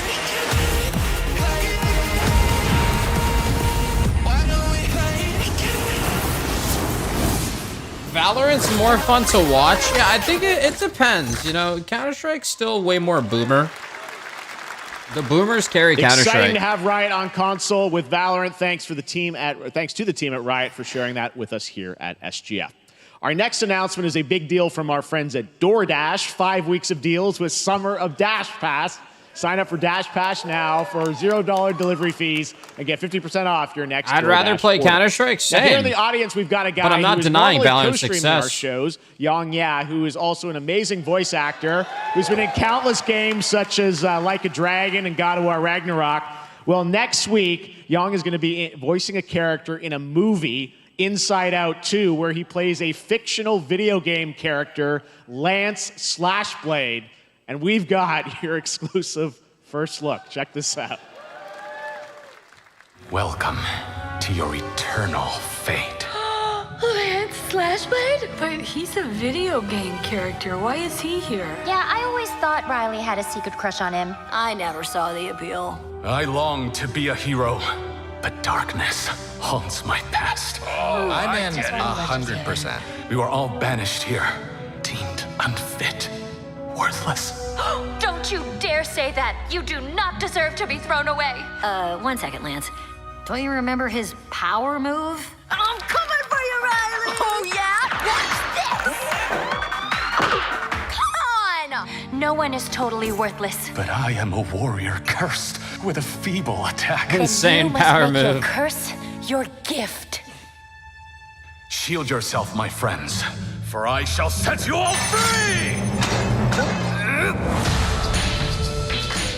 Lol. The #1 gaming monitor brand in the U.S., Samsung, just released new 2024 monitors for gaming, work, and entertainment. Scan the QR code I never now saw to the get first up to $300 movie. Samsung credit when you purchase through June 17th, plus a chance to win $5,000 Samsung credit for U.S. residents.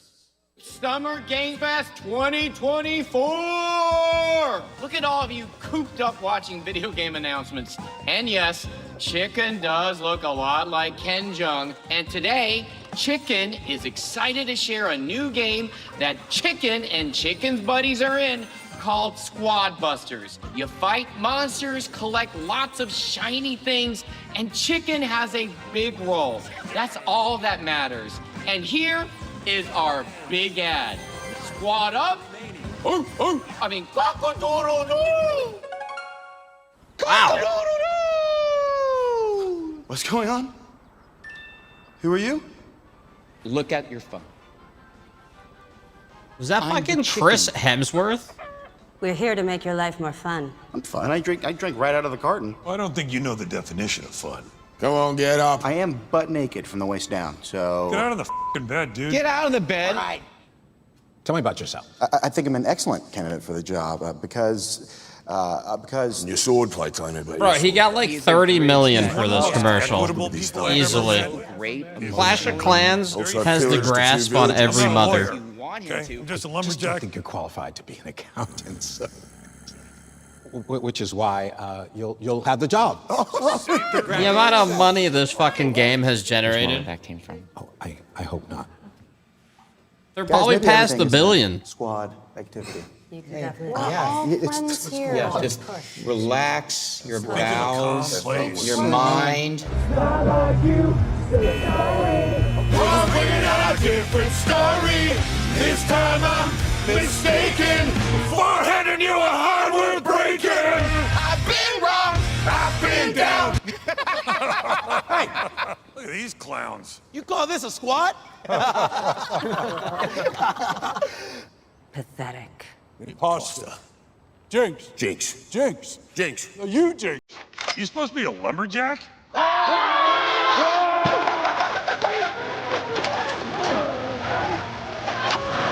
Hey, you wouldn't happen to want to go chop some trees, would you? I'd be delighted.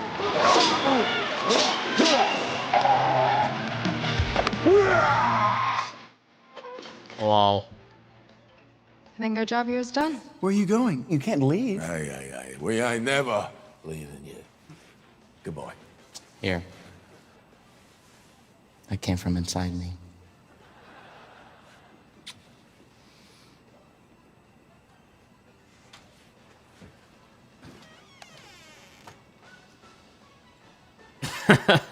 What the fuck? You want me to shut the door or?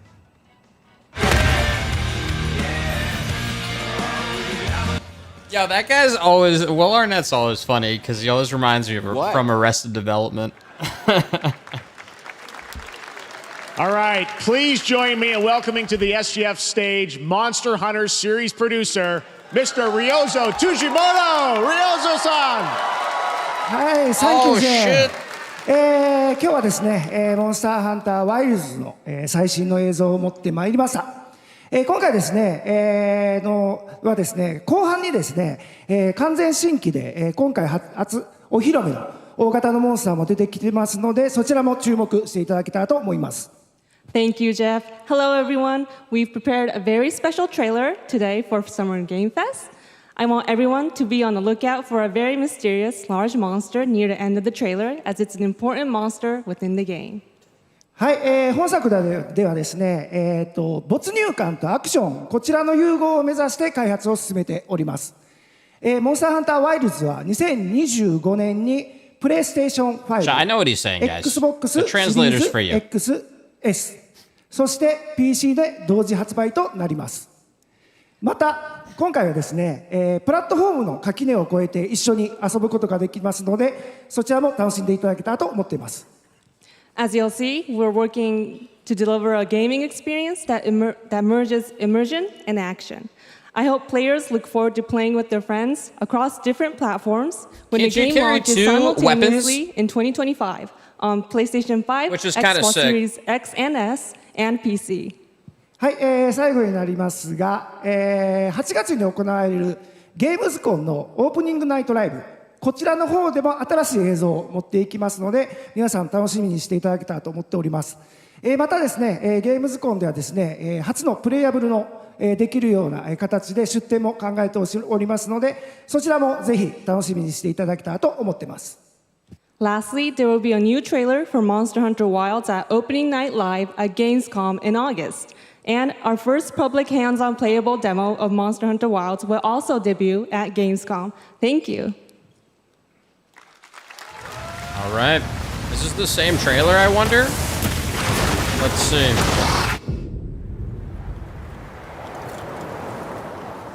Over there!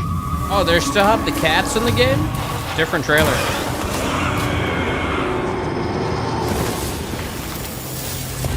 Why are you here? You can't do this alone!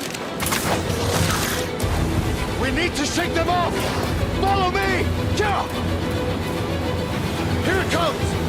There's too many of them! Oh, I love that there's mounts, man. So good. Watch out for that glove! I will draw its iron! Cover me! You got it. Be careful. Be ready! If we can make it to the rocks, we may lose them! Yeah, well, Rise is on the Switch.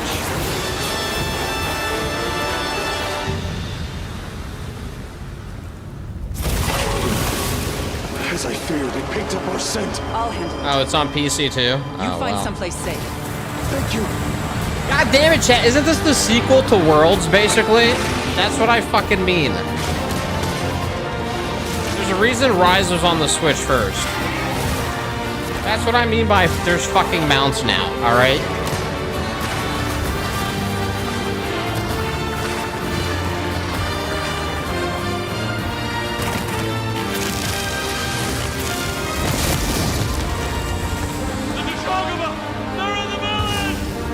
Don't worry, the hunter is here. Just watch. You will see what hunting is all about.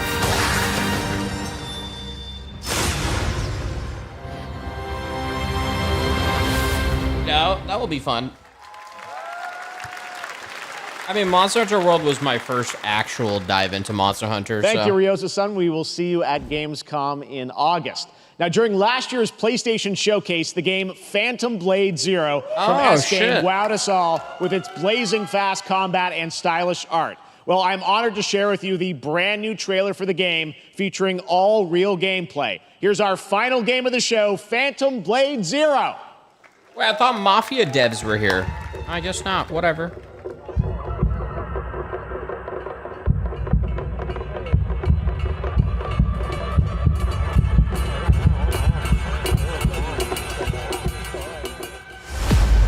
How many days do I have left? 42 or 41. The fuck? The face of this is here! Is that Geralt?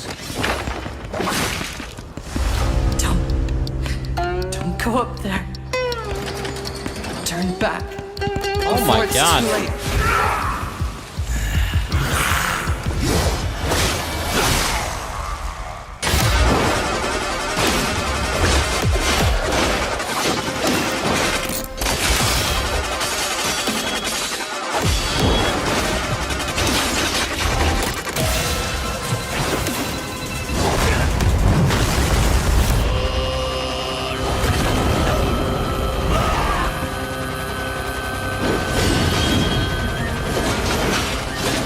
Yeah, this looks like it will be a very nice time to play.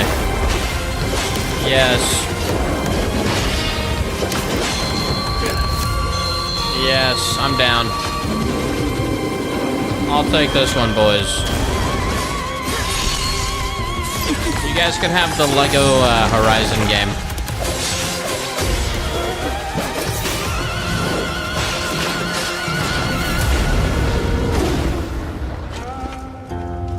Nope, already wrote it on my list. No takesy-backsies. All right, well, I mean, it definitely has, like, you know, triangle executions and shit like that. But That looks so gameplay good. looked Full nice. demo that Media will be playing this weekend, so you'll hear much more about that. And that's going to do it for our Summer Game Fest live show. Thanks to Joy for joining us. Thank you, Jeff. I had such an amazing time. Happy Summer Game Fest, everyone. Thanks, Joy. And we have so much more, so stay tuned because Day of the Devs is coming up live right now on the stream featuring an hour of indie game reveals, including the next game from Cappy, and that's followed by Devolver Direct. Now, keep checking SummerGameFest.com for other event streams this weekend. I'm going to be streaming and we'll till see you 7:30. again live this August 20th in Germany for Gamescom Opening Night Live. Thanks So for we'll watching, watch everyone. a decent amount of Remember, this. Day of the Devs starts right now. Let's see what we have here. Honestly, overall, that was a solid event. I feel like I added probably like 7 to 8 games that are wishlist worthy. And that Phantom Blade Zero game convinced me more that that game looked way better than when they showed it first. It obviously looks like it has like a Souls-like fucking game style, which I'm not really bored of still. You know?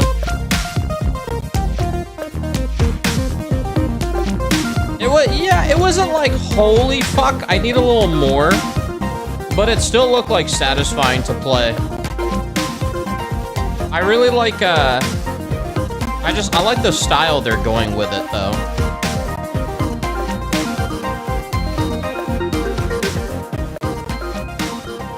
Like the dark fantasy and like super gory-ish. It looked like a cool fucking evil world.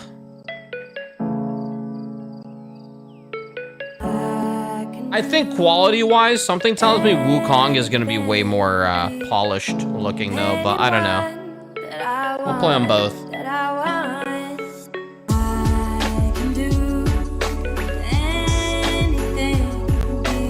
Bean game looks sick. Yeah, no Kojima.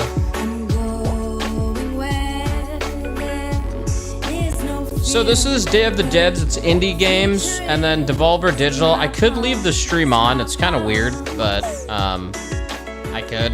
I don't know. Tomorrow there's like 1 or 2 events that will be worth watching. I know there's Future Game Show tomorrow. And then Sunday's the Xbox Showcase. I have to do the whole thing. And then the Ubisoft Showcase is on Monday. And then some shit's happening on Tuesday. So there's still some pretty big events that will be coming through. Hi everybody, and welcome to the Day of the Devs portion of the show. Day of the Devs is a non-profit organization whose team of volunteer curators scours the globe for the best in video games for you to enjoy, with a focus on indie developers who are lovely, and you'll get to meet them today as well as enjoy their games. And there's nothing else to worry about, so just sit back and relax and enjoy Day of the Devs, Summer Games Fest edition. Oh, that's a prop. We love Cappy Games at Day of the Devs. They've been making incredible games for 20 years. Audio's a little fucked. You might know them for games like I might check out the Alan Wake 2 DLC tomorrow. Maybe. Incredible puzzle games I think like so. Grindstone and Might and Magic Clash of Heroes. Well, if you're I'll play one episode, their next great and if it's worth playing the others, I will. Unless it's like a remix of the game. Hi, I'm Eileen from Cappy Games. Yeah. And I'm Dan, Cappy's creative director. We're so thrilled today to be able to give you a first look at what we've been up to at the studio since releasing Grindstone. Introducing Battle Vision Network.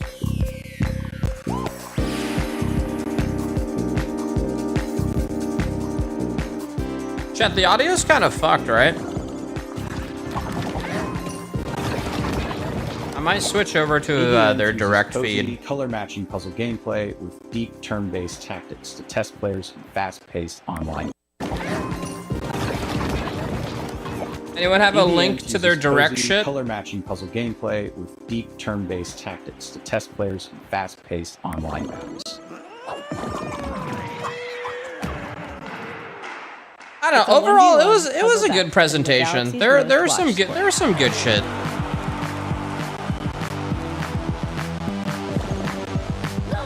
There's a decent amount of games to add. I mean, you know, An element that we at Cappy felt was one of its most interesting facets. Oh shit, that's unfortunate. I think every stream is fucked. Take turns launching attacks by creating color-matched formations with your units. Vertical matches create attackers. Oh, damn. Horizontal matches create defenders. The rapid-fire matches Yo, that sucks, man. BVN isn't just about dominating matches. BVN teams spend a season vying for the title of champion. That is the player rough. Community ultimately decides which team takes the crown. Not worth the whole year's wait. Not comparable to E3, bro. You're going too crazy.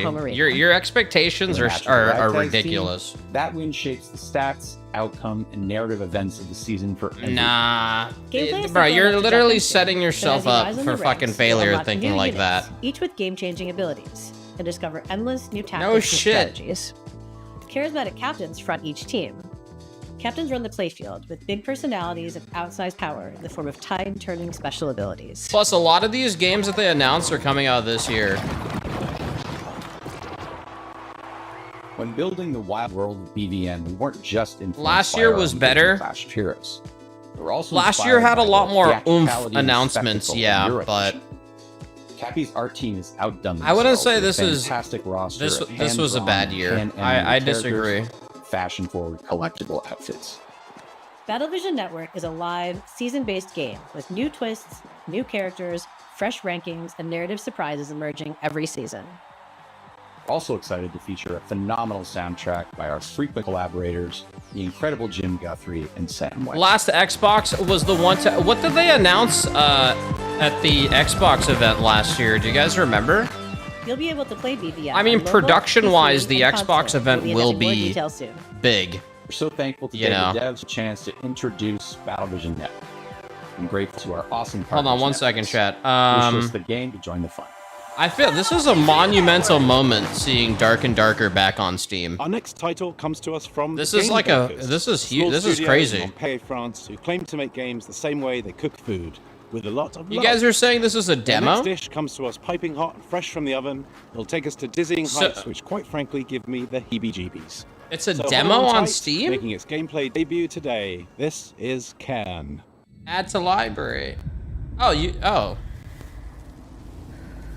This is the full game. Oh, no. It's like a small snippet. That's what I read in the chat. Huge updates and a wipe? Oh, I don't know who the fuck. I think I got one guide. Hi, I'm Emric from the Game Bakers. Maybe you know us for Fury or Haven. Fury was a hack and slash and Haven an RPG, but both were games about Can freedom. you buy the full game in the Free, game? Free to love who you want. Today I'm presenting our next game, CAIRN, the final part of our Freedom Trilogy. Oh. In CAIRN, you play an alpinist who's climbing a deadly mountain. You put your life at risk to reach a summit that nobody reached before.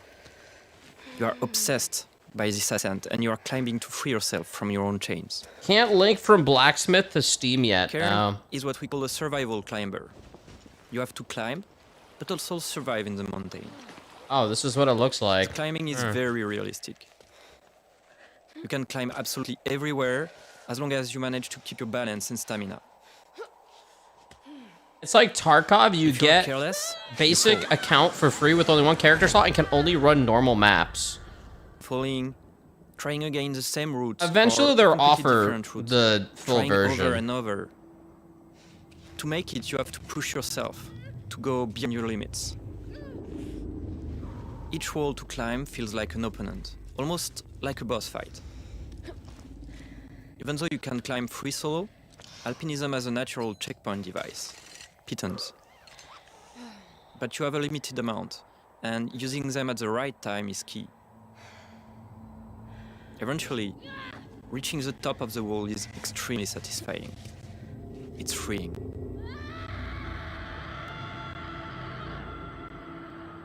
I mean, I like the concept Thanks of for these watching, games and just wish list the because... game to stay tuned. I don't know, you guys should watch the documentary Free Solo. A two-person team in Canada has been developing this next game in absolute secrecy. It's over the crazy last 3 stupid, years. but it's like And the as a peak fellow of like Canadian, a I human. call dibs on introducing it. You may also recognize one Just of the like developers' how voices extreme from their wildly popular YouTube Shit like that, someone can Nanobox like Studios and I Make It achieve that Presents. amount of Prepare rush yourself for- with that amount of risk. Wait for it.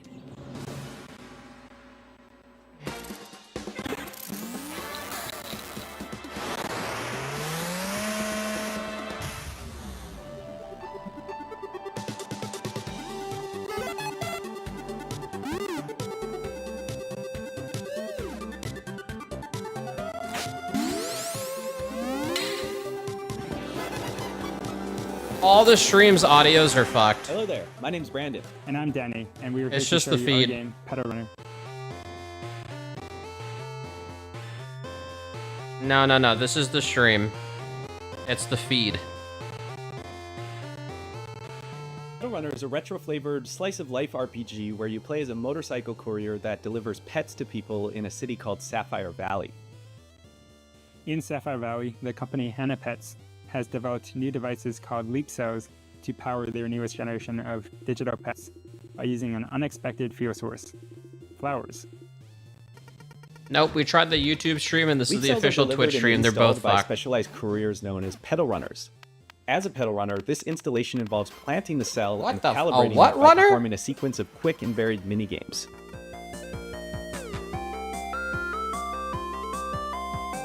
The fuck did I just hear? I think he said pedal. Once that calibration is complete, the new Hana pet begins to farm.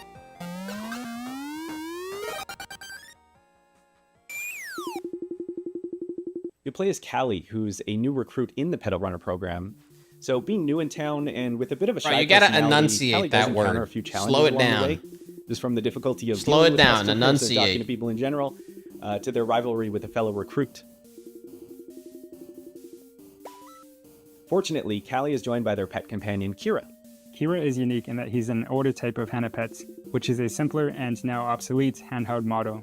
So with that outdated tech, Kira has some quirks, like his battery isn't always reliable. But he's way more outgoing than Callie, and so he's great to have around when meeting new people. He's practically indispensable. The Pedal Runner program will take Callie and Kira through the 4 unique districts of Sapphire Valley. Yeah, this is Along like the way, extreme mysterious occurrences indie. will begin to surface, and we will encounter individuals who think that there may be more to uncover. I'll be honest, I don't about have the new patience for Hana these pets type of sensation. games. My dopamine receptors are fucked. If you're still able to like play games like this, kudos to you. It's a personal struggle of mine. So, you know, it's got motorcycles, robots, there's flowers, there's I've pets. made a lot of We've tried to mistakes really in put my the story life, some so I heart just to it, can't enjoy and this. we just hope you have fun playing. And thanks for checking out Pedal Runner. Be happy that you can enjoy shit like this.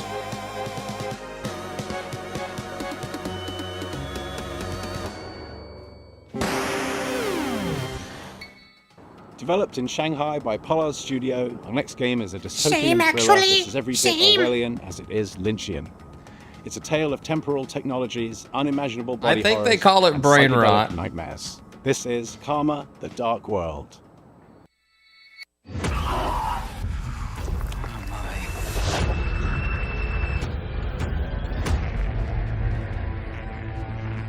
嗨，各位好，我是 Karma The Dark World 的创意总监王永鹤。我们团队月壤工作室来自于中国上海，团队的目标是带给全球玩家有趣且有深度的叙事驱动类游戏。很荣幸借此机会向各位玩家展示由我们才华横溢的月壤团队所制作的第一款游戏《Karma》。 Or maybe I just saw the trailer.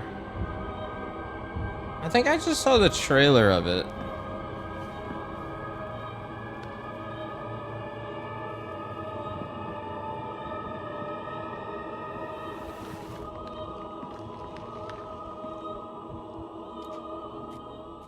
这是一款第一人称叙事驱动类的心理恐怖游戏，玩家将扮演利维坦思想局的 ROM 干员丹尼尔，他的主要任务目的是潜入嫌疑人的大脑，并调查事件的真相。玩家将在2个不同的世界中进行冒险，去体验完全不同的情绪和故事。一个是在反乌托邦的现实世界，你将了解到扭曲、压抑、毫无人性的社会观。 This is your final chance. Please tell your decision. 另一个是用记忆所构建的脑中世界，你将看见诡异恐怖的画面，但却包含了令人痛心的真相。在这个游戏中，作为探员，你需要坚守意志，效忠这座城市的掌控者利维坦公司。但直到有一天，你发现正在调查的案件发生了翻天覆地的变化，你冰冷的心从此开始逐渐融化。 You know, I'm always down for some new scary games, as long as they're not like fucking 这就是 asset Karma flips 的 or generators. 一个你没有体验过、带有浓厚电影风格的反乌托邦游戏。如果你想要了解更多关于这个故 This 事 one has 的最后的 potential. 真相，请访问我们的网站 karmadarkworld.com， 我们会第一时间告知你试玩的 demo 相关时间。最后，请大家享受预告片。 I think the most promising one is launching this month. I forgot the name of it, but My prosthetic! I'm looking forward to streaming that one. This can't be real.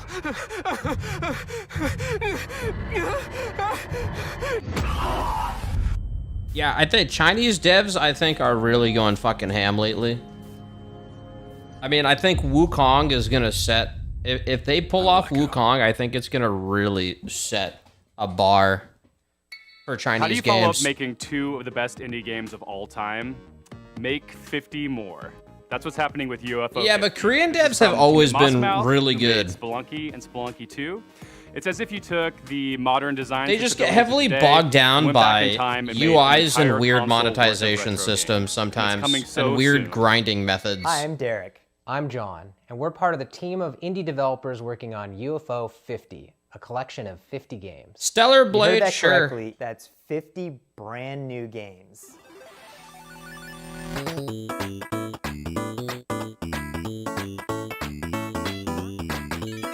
50 games.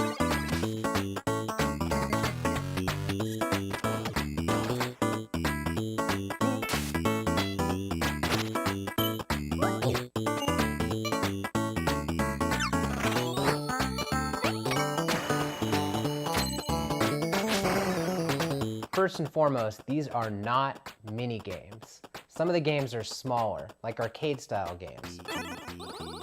Oh, is Phantom Blade Chinese devs as well? Others are quite large, with expansive worlds to explore. But every single game is a complete experience, from its opening title screen to its ending credits. There's a story that connects all these games too. Oh shit, really? We invented a fictional company called UFO Soft that developed these games for a fictional 80s game console. This company's history spans from 1982 to 1990, and the games get more technically advanced as the years go on. That's kind of As cool. you explore the timeline, you'll find that some games have sequels or recurring characters. We also thought about the limitations of the hardware. We devised a strict 32-color palette as well as audio restrictions to make you feel like you're in the world of UFO 50, no matter which game you're playing. But one area where we didn't limit ourselves is in the game's designs. We were happy to build on modern game design and genres, and we strived to make sure that each game felt like a unique experience. Our goal isn't just to remind you of a bygone era, it's also to provide 50 fresh experiences. We like to think that UFO Soft was a company that was ahead of its time. All of the games are unlocked from the start, so you can explore the collection in your own way. Every game's not going to be everyone's favorite, but figuring out which games you like is part of the fun. With so much variety, you're sure to find something to get lost in, whether you prefer fast-paced action games. That's a cool concept. Or tricky strategy games. And we all have fond memories of going to a friend's house and browsing their game library for something to play together. So half of UFO 50's games have multiplayer, either co-op or versus. Needless to say, UFO 50 has been in development for a long time. But today, we're very excited to finally announce a release date. That's right, UFO 50 is coming to Steam on September 18th. Damn.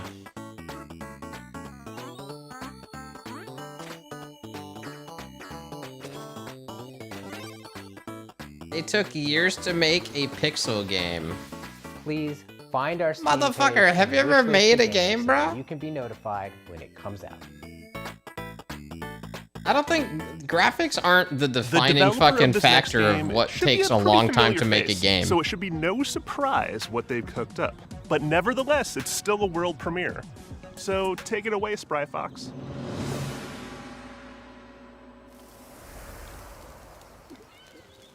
The amount of devs they had. It looked like I don't know how big that company is.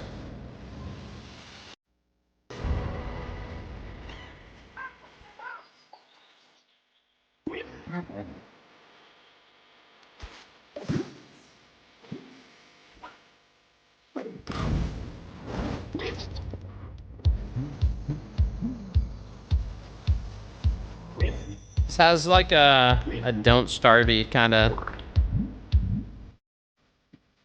feel to it. What's wrong with her eyes? Why do you think something's wrong?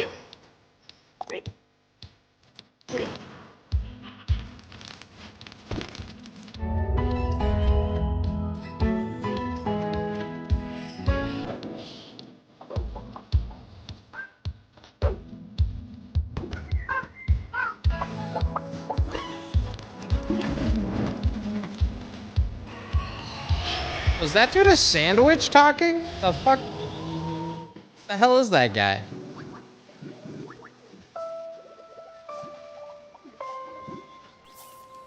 Look, your chat is the worst. Yeah, I've seen some pretty shit chats, Hi, man. everyone. That's really not I'm that Dave bad. Edery, the co-founder and studio manager of Spryfox. And I'm Jamie Antonise, lead narrative designer of Cozy Grove Camp Spirit. We hope you enjoyed the worldwide premiere of Cozy Grove Camp Spirit. We're really It's grateful really to be not part of that Day of the Devs alongside so many creative and inspiring developers. We started Spryfox 14 years ago with the goal of making the world a happier place. This is the first game we're launching since we became part of Netflix. That's allowed us to focus all of our energies on making this game as Over the years, a lot of these chat rooms have had like closet fucking any advertisements or racist of any kind. We shit. feel really lucky. As you just saw, Cozy And then Grove slowly Camp Spirit matured over takes place on time. a I haunted can island where you say assist in this chat has never had that. but I'm proud of you insane guys. ghostly bears. Each bear has a unique personality and backstory. that Enabled unfolds by the through fucking interactions. broadcasters and shit. I can say that we fucking dodged that trash. Daily acts of Good kindness job, guys. We want Cozy Survive Grove the Camp Spirit fucking to be a game waves. You can come back to at your own pace for months, if not Sure, years there's to come. gonna be shit We want it people, to be but a when game you that have brings you 20,000 joy and people, there's gonna be relaxation people that whenever get you through need the it. cracks. And hopefully, it'll be a game. It's the with a difference story when that the sticks whole with you fucking forever, chat because the spam shit. characters really make you care. Cozy Grove Camp Spirit is launching soon, so pre-register now on your mobile app store to be the first Spirit Scout on We the have map. our flaws, We'll see but you there. you know. Are you a dog lover? Then you'll be super into our next title. Hell, I'm more into cats, but this game is just so cute, I can't help but be into it. Enjoy this teaser from Studio Tolima and publisher Don't Nod, featuring a puppy and their person. Hey, hello everyone. My name is Ben. I'm the founder and creative director at Studio Tolima. We're a small indie studio based in Brussels, Belgium, and we are working on our first title, Koira. Koira?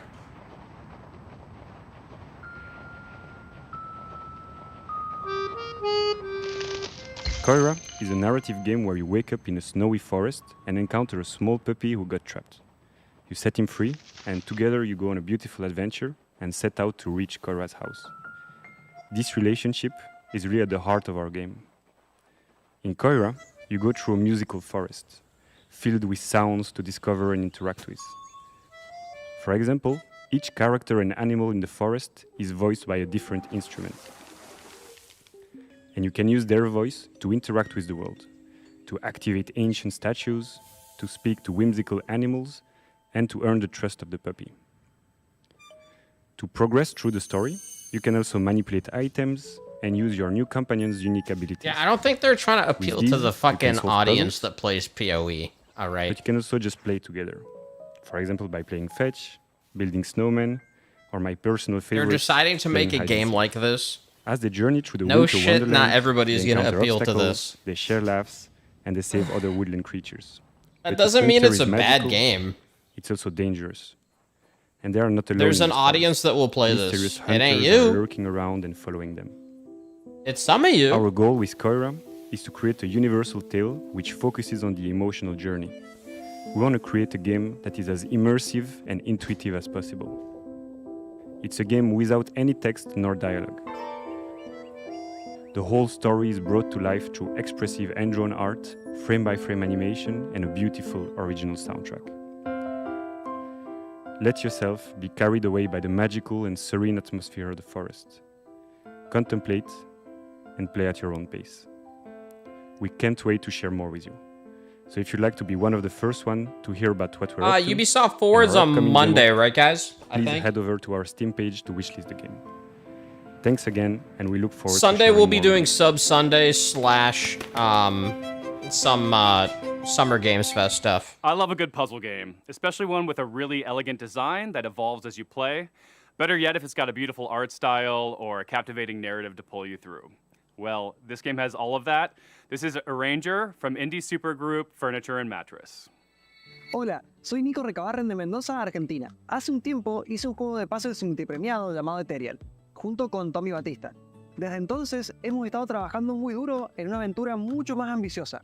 Junto con Oh yeah, amigos, Sunday Jamie is Kuhlman, Xbox cuyo Showcase arte is right at expresivo noon. seguramente recuerdes por Brave, So right when I go y live. Sander, que con su humor y creatividad probablemente te ha hecho soltar más de una risa. I'll be live a little early on Con nuestra Sunday. visión creativa compartida queremos traerles algo que se sienta fresco y ligero. Ojalá les guste este nuevo vistazo a Ranger, a Role Puzzling Adventure.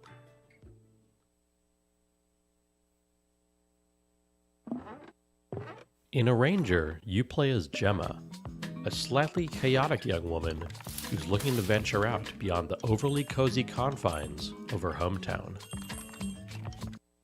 Always been a bit of a misfit, which isn't helped by Xbox the is strange showing way 30 she moves games through the world. with 8 As world she premieres. moves, There, objects on the how do you same know row that? or column move with her. And if she gets to the edge of the gameplay grid, she loops around to the other side.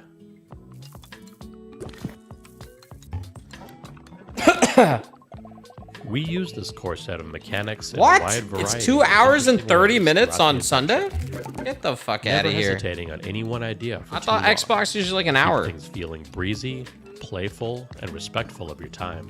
What? Damn.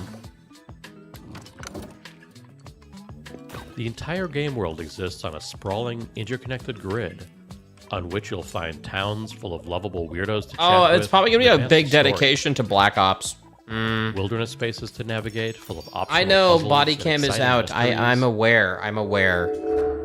I know.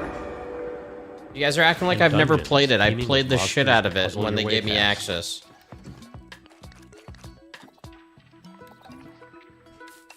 Or through. Told through expressive comic-style cutscenes.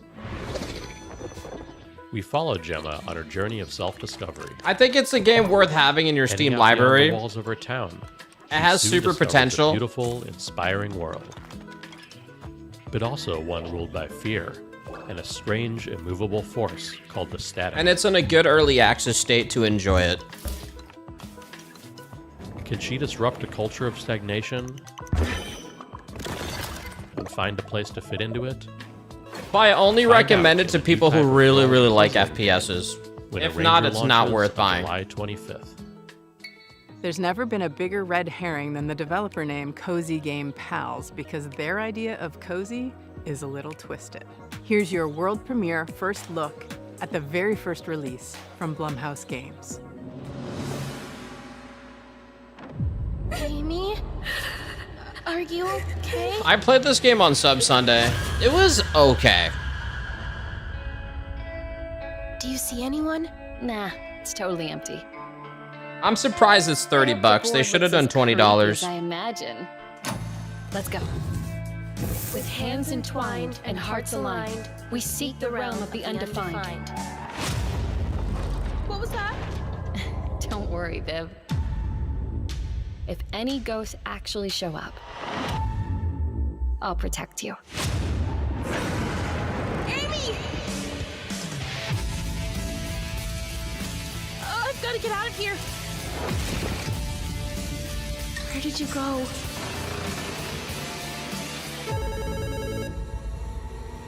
Hello? Amy!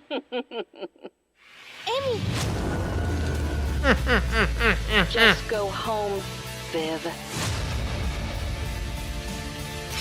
I'll save you, no matter what. Don't worry, Viv.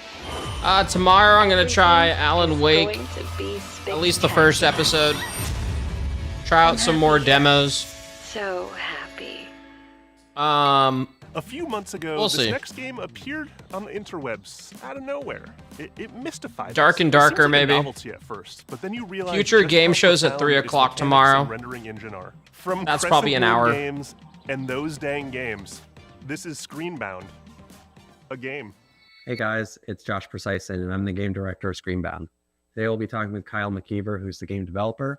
We'll be talking about the game's mechanics, how it started, and how it's going. Hi, my name is Kyle McKeever, and I am the developer of Screenbound. And Josh, you and I have been working together on Screenbound for a This couple game's months gonna now. be You wanna super talk about successful. The idea of how Screenbound came to be. Everybody is hyped I was about this watching a game. video of someone playing a For Game good Boy, reason. and It's a sick, I don't know unique why concept. It came to mind exactly, but just seeing They've the already image of secured the someone bag, I holding feel like. a device in their hand with an environment in the background. Nah, and dude, something the internet happening on the fucking loves screen, this you think, shit. You're how could you crazy. link this all together into a game where you're playing on the screen and you've got a 3D environment and they're both linked. They've gone like super It viral started and have with like a a very prototype good of community just now. A character surrounding the holding game. a device, having an endless running motion and jumping at the same time as seeing it in 2D and 3D. And then the other part of it was the controls from the prototype. They weren't set in place. I think we were having this problem where you're exploring this world, but only facing forward, and you can move side to side, but you're only looking in front of you. So at first we're like, It's okay, still fucking maybe we can trippy. just do a 180 so you can at least go backwards, because we were constantly This game moving looks like it's forward like, in 3D ugh. space. So we tried that. That felt a little weird. And then at that point I was like, you know what? Since most of the games It's like you have out to there keep that like people are familiar with figuring are out where first-person where am I shooter where am I games, why don't looking? we Where am try I looking? FPS controls? And then you implemented an FPS controller and kept the 2D essentially the same, and for some reason it just miraculously worked. So the device itself that you use in Screenbound is a quantum device. How that works in the context of the game is that the 2D world that's presented on the screen is actually projecting an environment as a 3D world, which is also how it works in the level editor, because the level editor is 2D, and once you finish your level or you're finished working on it, it actually builds the entire 3D geometry out and creates a 3D world.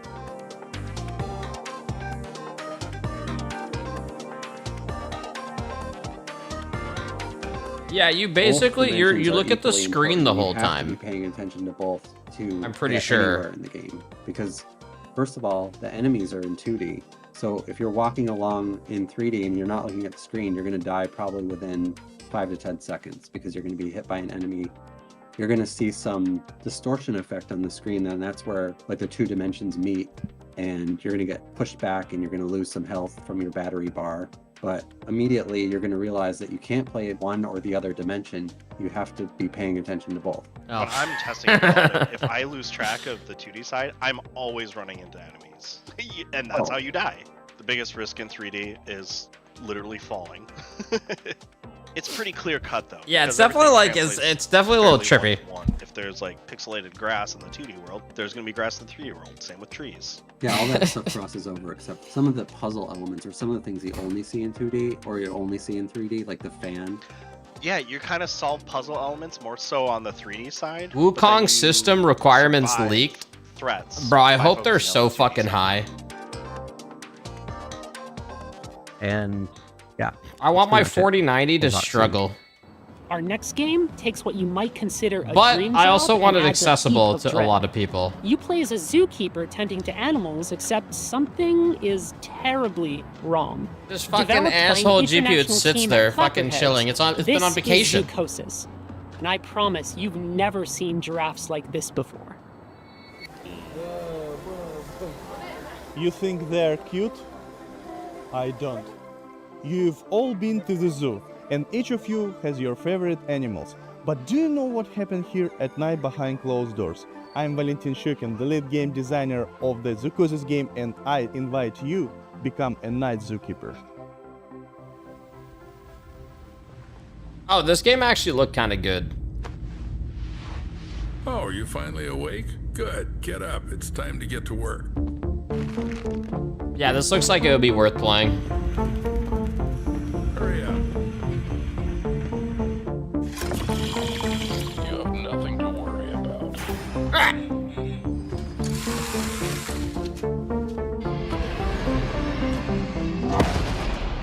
What was that? There's something in the works that you're not ready to know about yet.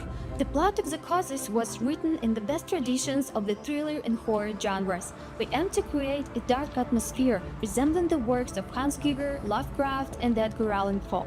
We achieve this through lighting placement, color correction, textures, and environmental props. Chat, you guys, I'm gonna peace out here. I gotta go. I would keep watching. I gotta go. Devolver Digital's next. You guys can check it out with some other streamers. I just gotta book it here.